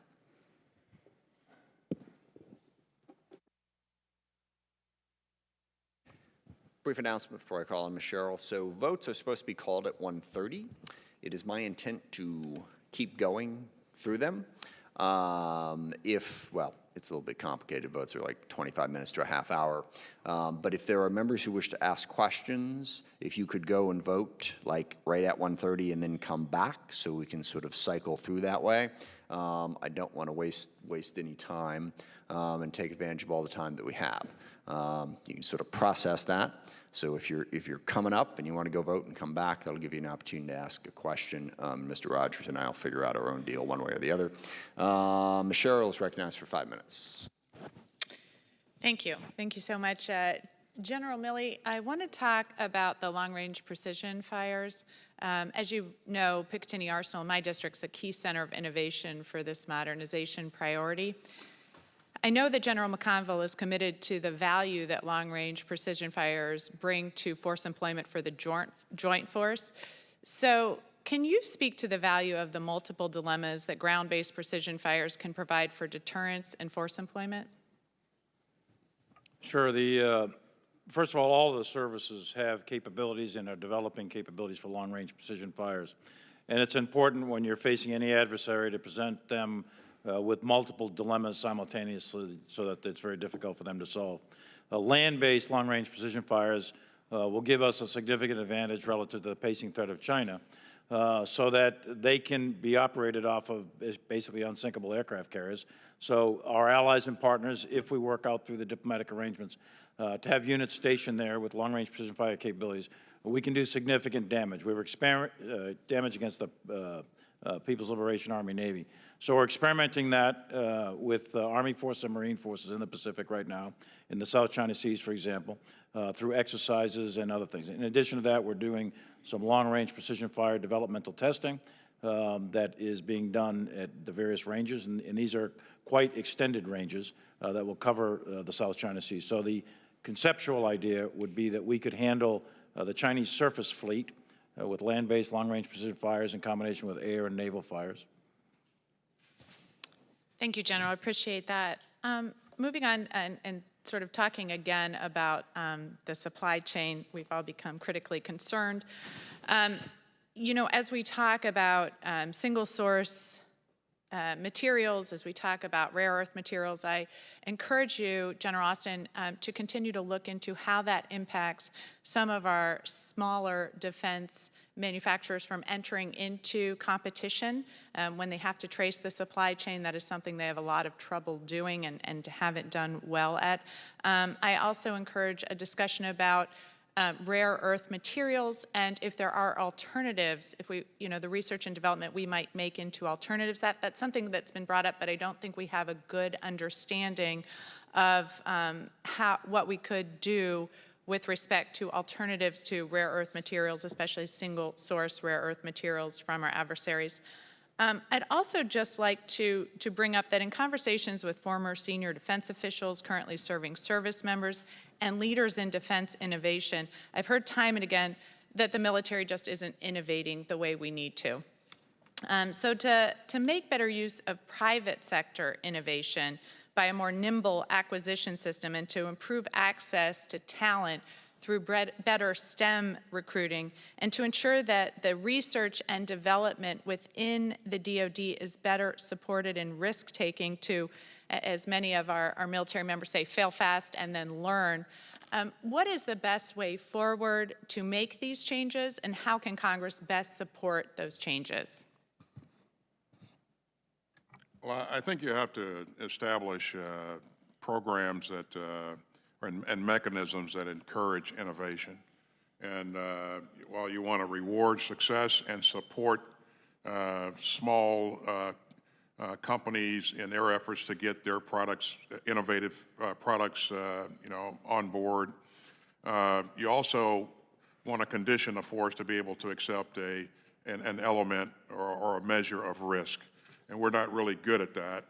And I think in order to be agile, we got to become better. And so you'll see the Deputy Secretary begin to employ a couple of initiatives that encourage that innovation and that would help us begin to pull some things forward and support some things going forward that we haven't been able to do in the past. And again, we'll keep pushing on this and pulling on this until we become more agile. I do think we need to do better in taking advantage of what you've already given us to help us with that agility. So. Thank you, and I echo Ms. Slotkin in our gratitude in having you involved in this process. I think it is very important. And then finally, before my time is up, I simply want to say to you, General Milley, that I deeply and sincerely appreciate your comments to Ms. Houlihan. Thank you. Yield back. Chair recognizes Representative Jackson for 5 minutes. Thank you, Mr. Chairman, and Ranking Member Rogers for holding the hearing today. I also want to thank Secretary Austin and General Milley for being here today. Thank you both. Mr. Secretary, the first time we met and the first event I ever attended in the House Armed Services Committee here was a discussion we held when you came before the committee in January. As you know, I voted in favor of the waiver required for your appointment, and I did so because I thought we should take advantage of the opportunity to have somebody in there that really understood the impact that policymakers have on the troops. So thank you, and it's good to see you here again today, sir. General Milley, I've really appreciated your leadership and the continuity that you're able to bring to the department during the most recent transition administrations. I know both of you very clearly understand the urgent threats that we face. I imagine you both must share my frustration with the budget cut that President Biden has sent over. I agree that we need to be more efficient with how we spend our money if possible, but now is not the time to cut our defense spending like President Biden has proposed. My first question, the National Defense Strategy clearly calls for 3 to 5% real growth in defense spending each year. President Biden has somewhat ignored the NDS and has put you both in a very tough spot in my mind by proposing that we cut defense spending this year with a request that does not keep pace with inflation.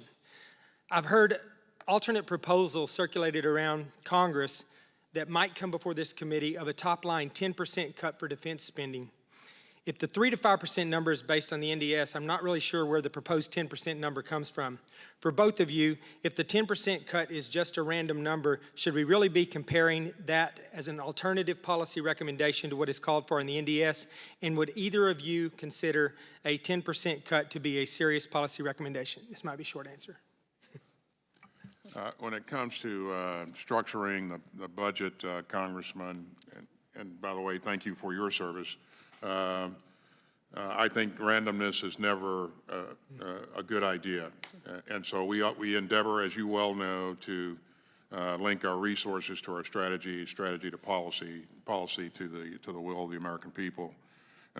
This particular budget was based upon the interim strategic guidance given to us by the President early on, and my guidance to the force. And so those were the things that provided us, really the structure to be able to build the budget on.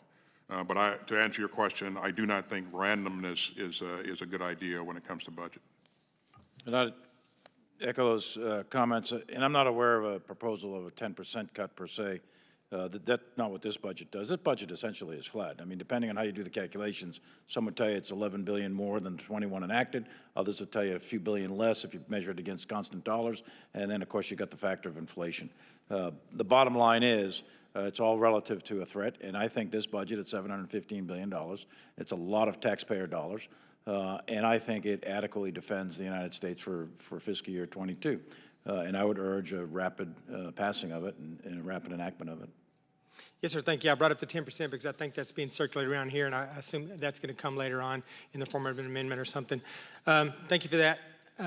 I'm concerned that this is only the beginning of the defense budget cuts over the next few years for the reasons I just described. Given that President Biden relies on your expertise, I would urge you both to advise him on how disastrous that would be, the 10% cut for our national security if that comes up. Last week, we discussed how we can implement the goals of the National Defense Strategy despite a budget cut, something that General Berger said before this committee stuck out to me. He said, "We have a perfect record of guessing where the next conflict is going to happen, and we got it wrong every time." We know there will be another threat. That's just a fact. So I don't see why President Biden is forcing us into a budget cut when we are actually losing to China right now and have other rising threats around the globe. Secretary Austin, assuming we are able to keep up with the counter and the threat from China, where do you see the next threat coming from? Also, how harmful are the proposed budget cuts as you prepare the military for whatever future conflict we might have? Yeah, thank you, Congressman. Again, China is the most challenging competitor that we'll face, and so we have to prepare for the most challenging competitor. As we do that, it also prepares us well for other things. We'll see threats from Russia, Iran, North Korea, and we'll continue to see a threat from transnational terrorism.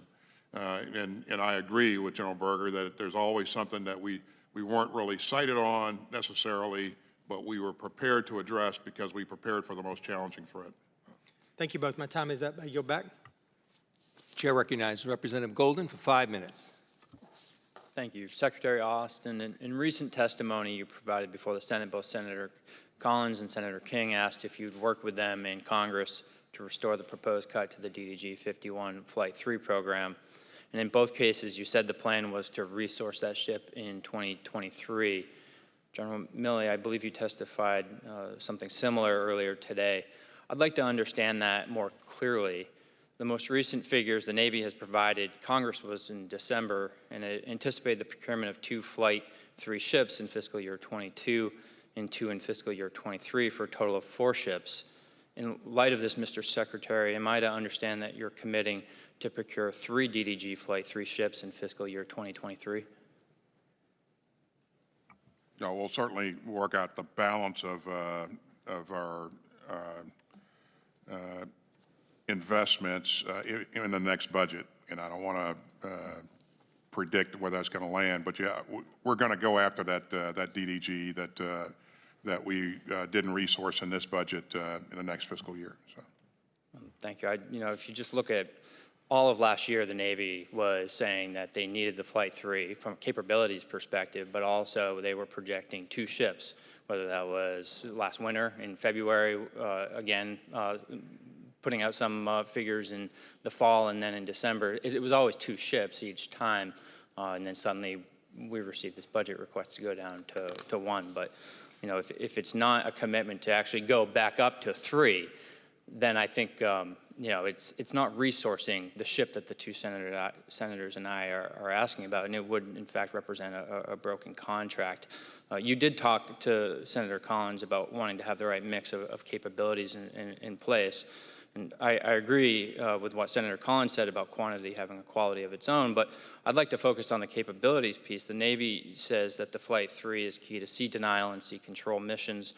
It's also expressed urgency to the committee about getting the AMDR SPY-6 radar and those capabilities that it will be brought to the Navy into the fleet. The Navy's looking to decommission cruisers as well.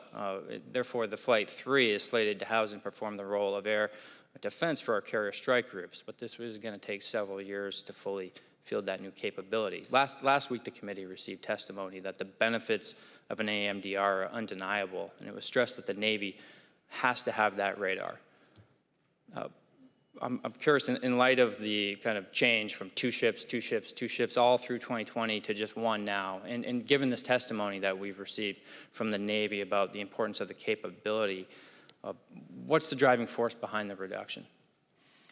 You have to make tough choices in any budget, and again, in this budget, we're investing in a DDG, 2 submarines, and a frigate.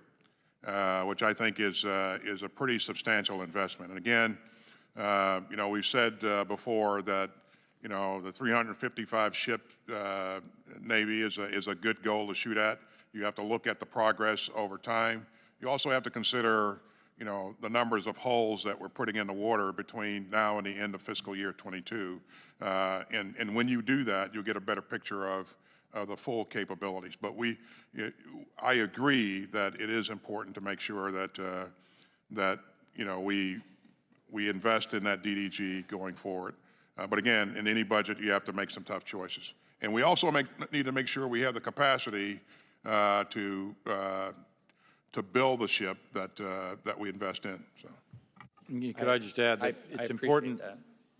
In terms of capability, the destroyers are the workhorse of the Navy for sure, and the surface fleet, but the most important investment in naval capabilities is submarines, and so the priority went to the submarines. Yeah, certainly. I mean, it sounds like you're talking about trade-offs, hard trade-offs. Sure, so this is a top-line budget challenge discussion rather than, you know, delivering what the combatant commanders are saying that they need out in the fleet in the next 5 years. I know that they're excited to get that Flight 3 out there, but someone could argue that of the 8 ships requested, maybe 3 of them might not be as critical as the destroyer, but we don't have to talk about that right now. I would just say it is also concerning, and in some ways breaking a multi-year procurement like this is unprecedented, and it does undermine trust, that the Navy is going to be able to follow through on future commitments or contracts, concerning to the industrial base and that capability in my opinion. But I do see that the Navy is expressing interest in a future multi-year procurement for FYs 23 through 2027 for the Flight 3, and look forward to working with you that. I know we're out of time, so if you have any comment, we'll take it for the record. Thank you, gentlemen.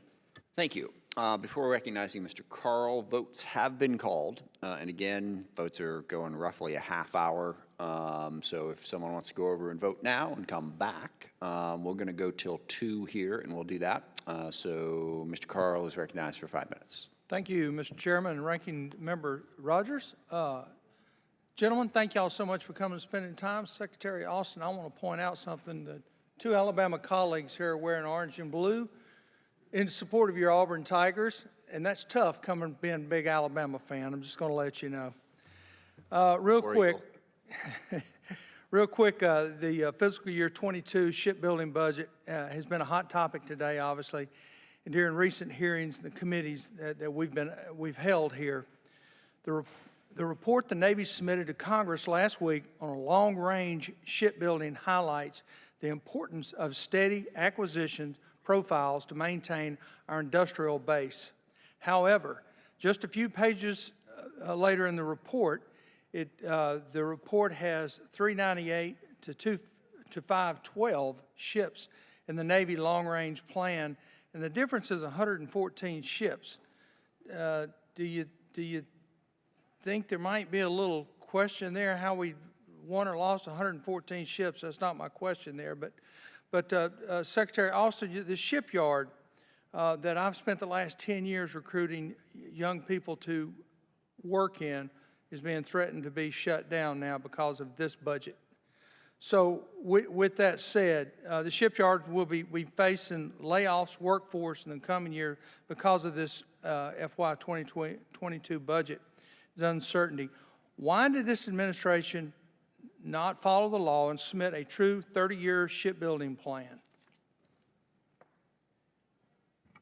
Again, the shipbuilding plan will come with the FY23 submission, but that's on the horizon there. So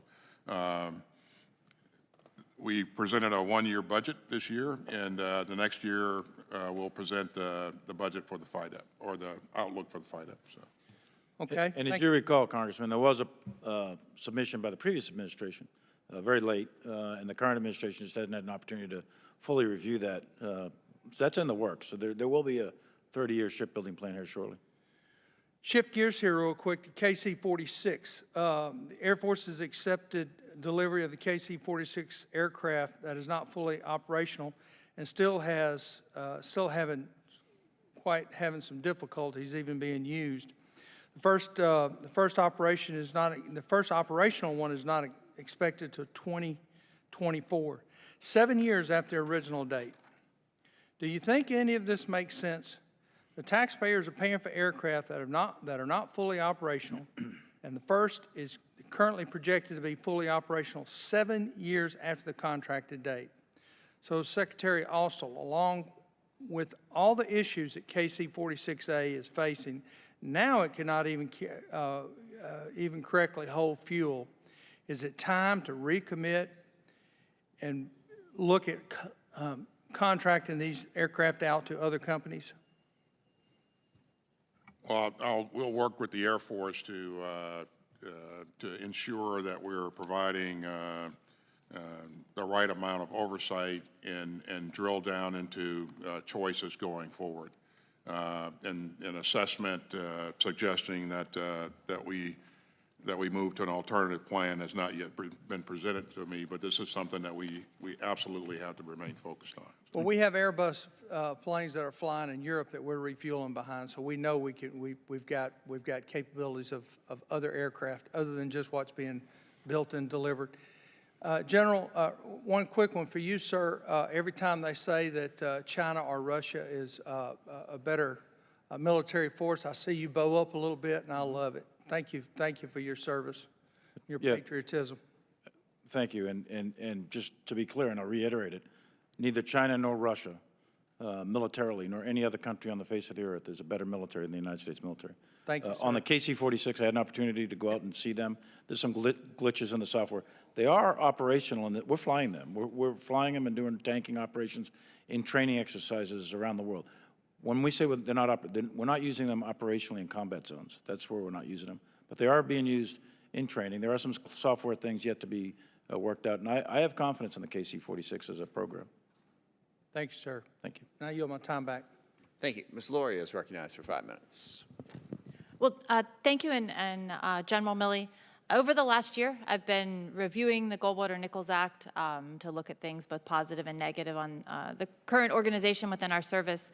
A couple questions I had. 10 U.S. Code 163 states that the President may direct that communications between the President or Secretary of Defense and the commanders of the Unified and Specified Combatant Commands be transmitted through the Chairman of the Joint Chiefs of Staff. Has the President or Secretary of Defense given direction to you that communications through the combatant commanders should go through you? It's a routine, the word is routine communications, and it's in the UCP, and yes, it is currently in effect. So routine communications, normal communication. The chain of command, though, is clear, and it's unambiguous. The chain of command is the President, the Secretary of Defense, and the combatant commanders, and then the President, the Secretary of Defense, and the service secretaries for the departments. I am an advisor, and I advise on the advantages, disadvantages, and puts and takes, costs and risks and benefits, et cetera. But the chain of command is clear, but routine communication typically goes through me in order for me to do my job as an advisor. Okay, well, thank you. And another portion, 10 U.S. Code 16, says that subject to the authority, direction, and control of the Secretary of Defense, the Chairman of the Joint Chiefs of Staff serves as the spokesman for the commanders of the combatant commands, especially on operational requirements of their commands. Do you serve as the spokesman for the combatant commanders on the operational requirements for their commands? I do, and when I say I, the Joint Staff, who helps me formulate. I was just looking, I'm sorry, for sure. yes, no, because I Answer's yes. Okay, well, thank you. And so you recently said that there's a low probability that China would take over Taiwan militarily in the near term. And this seems to be in direct conflict to the statements made earlier this year by Admiral Davidson, Admiral Aquilino, last week by the CNO and the Commandant of the Marine Corps, that they believe that China could act militarily against Taiwan in the next 6 years. If their window is 6 years, but you disagree with that, what is your window? I didn't say I disagreed with them, their assessment of 6 years. Their assessment is based off a speech by President Xi that challenged the People's Liberation Army to accelerate their modernization programs to develop capabilities to seize Taiwan and move it from 2035 to 2027, hence 6 years. It's a capability. It's not an intent to attack or seize. My assessment is an operational assessment. Do they have the intent to attack or seize in the near term, defined as the next year or two? My assessment, and based on what I've seen right now, is no. That can always change. Intent is something that can change quickly.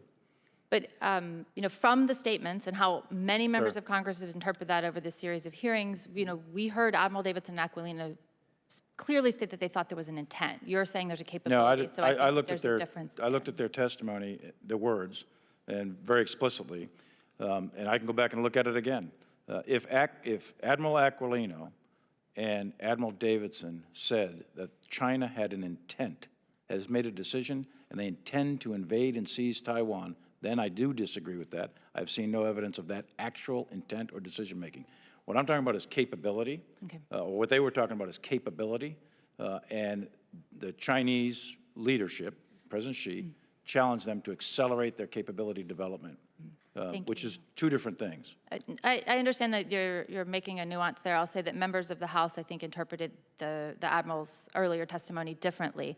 But just kind of taking that capability as well, so whether they have intent right now or they may in the future between now and 2027 when you think they will have that capability. Just looking at this budget, which really is a divest to invest strategy, and I would say that, you know, without the sense of urgency that could happen in the next 6 years, you know, it's not really palpable to think that we could divest to invest.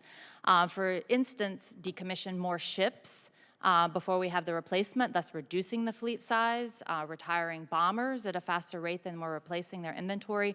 And the Air Force has just said recently in a hearing that the bare minimum of maintaining 45. And last week we had several hearings that expressed us about the Navy's budget, its divest to invest strategy. And Mr. Gallagher, you know, referred to Admiral Davidson's comments as the Davidson window. So, you know, I just wanted to, and we have very little time left, get after the question of between the combatant commanders and yourself acting as a role as an advisor to the president.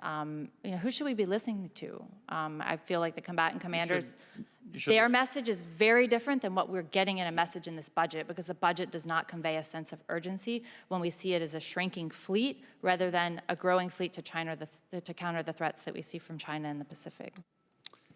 And I have very little time left. So there's 1 second left, so I'll give you an answer on the record. Take it for the record. Ms. Cheney is recognized for 5 minutes. Thank you very much, Mr. Chairman, and thank you, General Milley and Secretary Austin, for being here.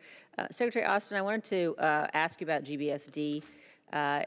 We've had consistent testimony, as I'm sure you know, in front of this committee this year and in prior years at the extent to which GBSD will save the taxpayer money. Moving forward with it is $38 billion in cost savings over life extension of the Minuteman.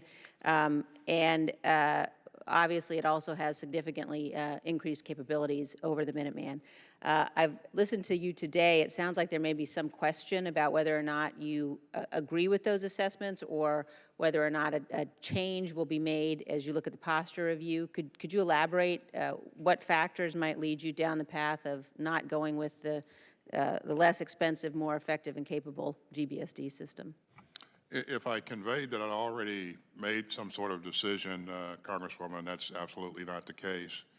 I think the right thing to do, if we're going to conduct a nuclear posture review, which we are going to do that, is to make sure that we have the right pieces in place, the right balance, and to make sure that we continue to evaluate the GBSD in the context of that nuclear posture review. But again, my intent was not to convey a preference or a decision that's not where I am. So. Well, thank you. I appreciate that. And again, just looking at the cost that we've seen, the consistent testimony and the effectiveness, it would be some concern, obviously, if we move towards trying to do a life extension at this point. General Milley, I wanted to ask you about Afghanistan. It does seem that we've now seen the Taliban taking 50 to 60 more districts. I know the government moves its district centers at some point, but it does seem that we're withdrawing from the battlefield as our enemy advances. So could you talk about both what the actual specifics are? We haven't really heard anything in terms of over-the-horizon basing, and whether or not you think this is good policy to withdraw as our enemy is advancing. Congresswoman, in terms of the district centers in the provinces, and it was mentioned earlier, there's 419 district centers, 81 of them or so are in the hands of the Taliban. About 50 were done previously, and about 30 or 40 in the last X amount of months. In addition to that, no provinces have fallen to the Taliban yet. There's a 300,000 plus or minus security force consisting of the Army and the police forces for the Afghans. We have not done train, advise, assist in quite some time down at the tactical level. So they have been out there shouldering the burden of that fight for well over a year. And in terms of what we are doing is a deliberate, responsible drawdown, a retrograde, to bring out U.S. military forces, and we're going to keep a small number of forces there to maintain the embassy open and to keep capabilities there and keep the money going for the ANSF and the government. Now, what happens in the future? There's a wide variety of possibilities. Worst case, civil war, breakdown, fracturing the government, fracturing of the Army, that's very possible, and that would be a very bad outcome. There's also a possibility, not high on the probability list, but a negotiated settlement between the government and the Taliban, that's possible. And then the alternative is an outright takeover of the Taliban, which I also think that is unlikely but possible. So there's a variety of outcomes here that could happen.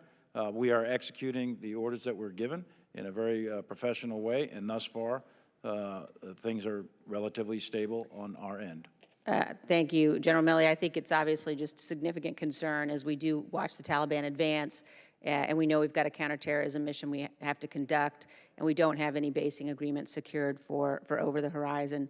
But I want to just end with a continuation of this topic that's been discussed. A couple of my colleagues suggested that there were service members who were being somehow persecuted because of their political beliefs or their ideological beliefs. And I want to, first of all, thank you for noting that the attack on the Capitol on January 6th was an attack on the Constitution. We do need to understand what happened. It was an attack provoked by the Commander-in-Chief. He could have immediately intervened to stop it, and he didn't.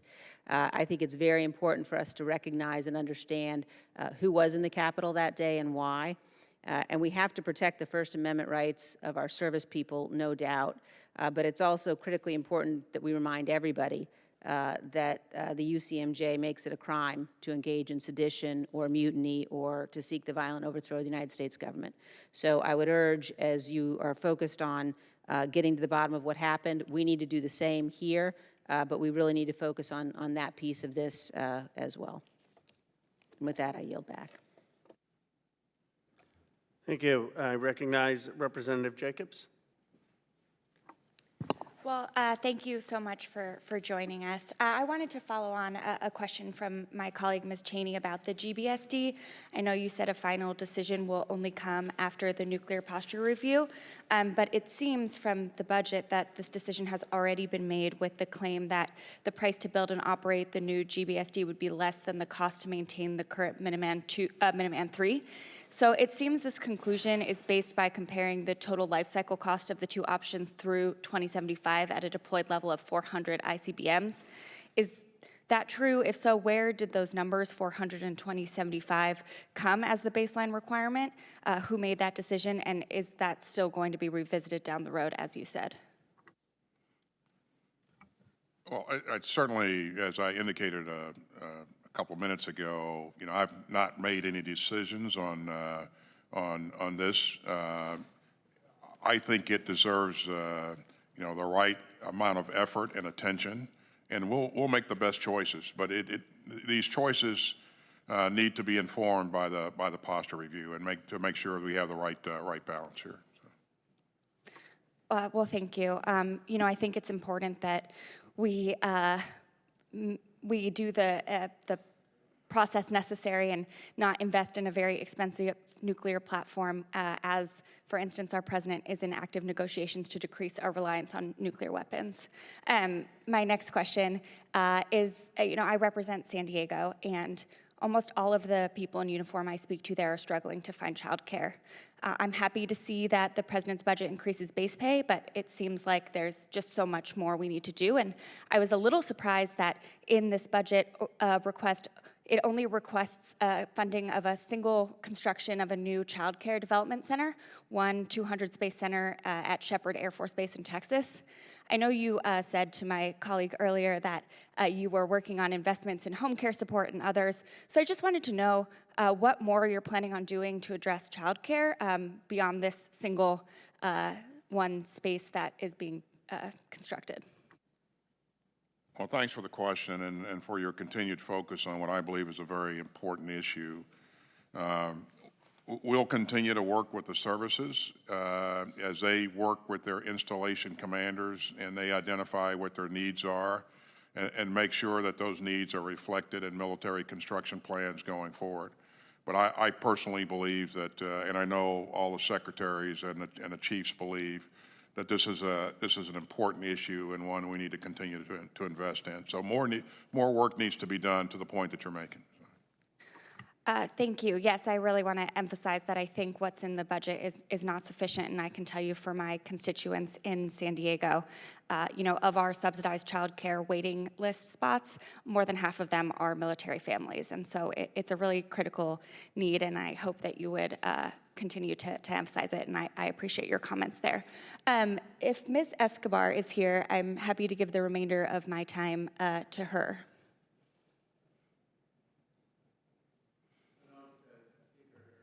All right. Well, then, Mr. Chair, I'll yield back. Chair recognizes Representative McClain. Thank you, Mr. Chairman. Mr. Secretary, I want to thank you for being here in front of this committee today, and it's a pleasure to meet you in person. I want to speak today in regards to what a lot of my colleagues have already spoken on, which is China. And I think we all agree is China seems to be our most challenging adversary or national threat. We're fortunate enough to have thousands of businesses across our country that have contracts with your department. My question is, do you believe it would be in the best interest of our national security to ensure that the CCP does not have access to our military intellectual property? I absolutely believe that, and I think we need to, it's important to me to make sure that, number one, the DoD networks are properly protected, but we need to advocate or ensure that all those people, all those companies that are supporting us in supply chains are doing the right things to meet the standards to reduce vulnerabilities in the supply chain. Extremely critical. Finally, do you fear that when the United States conducts a foreign military sale to a nation that also has accepted Belt and road funding, that our military equipment might fall into the hands of the CCP? If not, can you explain how do we ensure that this doesn't happen, and what do we do to make this better and to protect America and to protect our intellectual property? What action steps can we take? Well, before we enter into the agreements there, we certainly do assessments to make sure that the people that we're selling the gear to do have the capability to protect our property, our intellectual property, and they agree to do what's necessary to do that. So to make sure I understand, I didn't mean to interrupt, is when we engage in a sale, we put mechanisms in place to make sure that our intellectual property is protected and secure. To the best of our abilities, yes. We take appropriate and responsible actions. And of course, the State Department is involved in deciding whether or not these sales will be consummated. I mean, they get to approve that. What do you think we can, What measures, if any, can we take to make sure that we ensure this process is even safer to a greater ability? I mean, you hear, or at least I hear, the American public hears on a constant basis, China's stealing our intellectual property, and it's coming from a lot of our business dealings. You know, I think we can, we need to continue to engage our partners and allies and emphasize the importance of this. We need to make sure that as we convey equipment, that we are confident that the people that we're conveying it to can protect the intellectual property. So. Thank you, sir. I yield back. Thank you. We are at that magic hour, and I know the Secretary has a hard stop at 2 o'clock. So, Mr. Kahile, I'm sorry, I never pronounced that correctly. I'll learn by the end of the session, I promise. But you are recognized for 5 minutes, and that he will be the last questioner that we have before we close at 2. Mahalo, Mr. Chair, and aloha, Secretary Austin, General Milley. Mr. McCord, thank you for your service. Mahalo for your testimony today.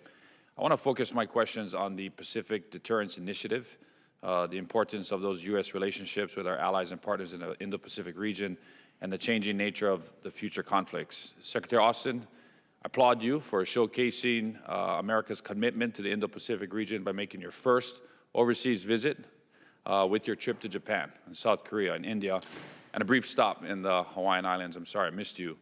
But as we are now discussing the FY22 defense budget, which I appreciate the President's budget and the investment in the PDI, I also think as China becomes more aggressive in the region, the United States needs to be more aggressive regarding our critical investments in the PDI. And there are things that are not in that budget, in the unfunded, like the Guam Defense System, the Homeland Radar Hawaii, the TACMOR in Palau, that I think we need to take a look at, and so that we can fully fund that PDI and fully meet the objectives that we discussed today, which is one of those national instruments of power, which is our military deterrence and the strength of that deterrence in the Indo-Pacific region.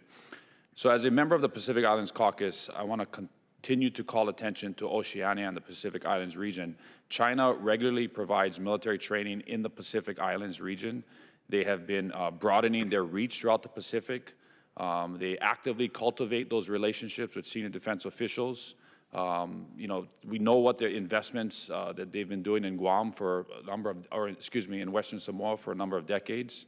And as those defense region officials from China go to the different Pacific Island regions, they get full military honors, such as in Papua New Guinea, under their Defense Force Chief of Defense visit in 2016. Under President Xi, senior PLA officials have held bilateral meetings with their counterparts in Papua New Guinea and Tonga and Fiji. And so my first question to you, sir, is, given the increasing military-to-military engagements in the Pacific Islands region, especially Papua New Guinea, Fiji, and Tonga, many of those small islands listed on the unfunded Section 1251, will the DoD plan similar high-level engagements to strengthen those relationships with our counterparts in those small island nations in Oceania to deter China from extending their reach throughout the Western Pacific and into the Eastern Pacific? As you pointed out, Congressman, the Indo-Pacific is important to us, and my very first trip was out to the region. And I would just say that China is engaging a number of different countries and with economic carrots. Yeah, and but we have something that China doesn't have. We have allies and we have partners. And if you consider the Australias, the Japans, you know, the Koreas of the world, you know, there is tremendous capacity in our allies and partners. I think the Pacific Islands are absolutely important, and you'll see us continue to engage various countries in the region there, and to make sure that where we can, we're increasing our capacity and accessibility and strengthening the relationships. But we far, in a way, exceed any capability that China would have in terms of partner or allied capability, and we're going to continue to strengthen what we have. What are your thoughts then on expanding those relationships that we currently have or previously had, for an example, in the Philippines. We had robust bases at Clark. Of course, we have a presence in Subic. In Singapore, we have Changi, and we have Utapao, and in Thailand. What are your thoughts on expanding those relationships, specifically the Philippines? Absolutely the right thing to do. And, I talked with the Minister of Defense in the Philippines a couple of times. We would look to expand our footprint and strengthen our relationship as we go forward. I'll continue to work on that personally. I think it's really, really important. So. Okay. Thank you, Mr. Chair, and I will yield back the remaining amount of time. Mahalo.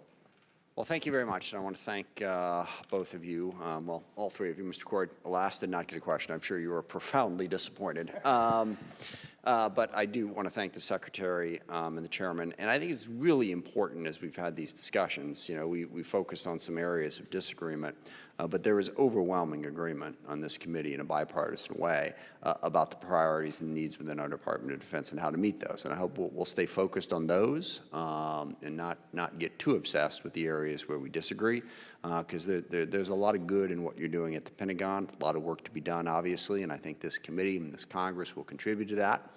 With useful and productive and helpful ideas over the course of the next several months as we work through the defense bill and the appropriations bill. But I, want to congratulate Secretary Austin's not first appearance before this committee, but first appearance, I believe, as the Secretary. And we very much appreciate your leadership, and I think you are absolutely the right person for the job at this moment. Glad you are there. Look forward to continuing to work with you. Mr. Rogers, do you have anything for the good of the order? Just to say, I envy Mr. McCord. I mean, this is my kind of hearing for you, buddy. And I have the highest respect for the Secretary and the General. And thank you for your service and being here. And I concur with the Chairman's observation about this committee's focus on what we need. And we will continue in our bipartisan fashion. So thank you very much, and I yield back. Thank you. With that, we are adjourned.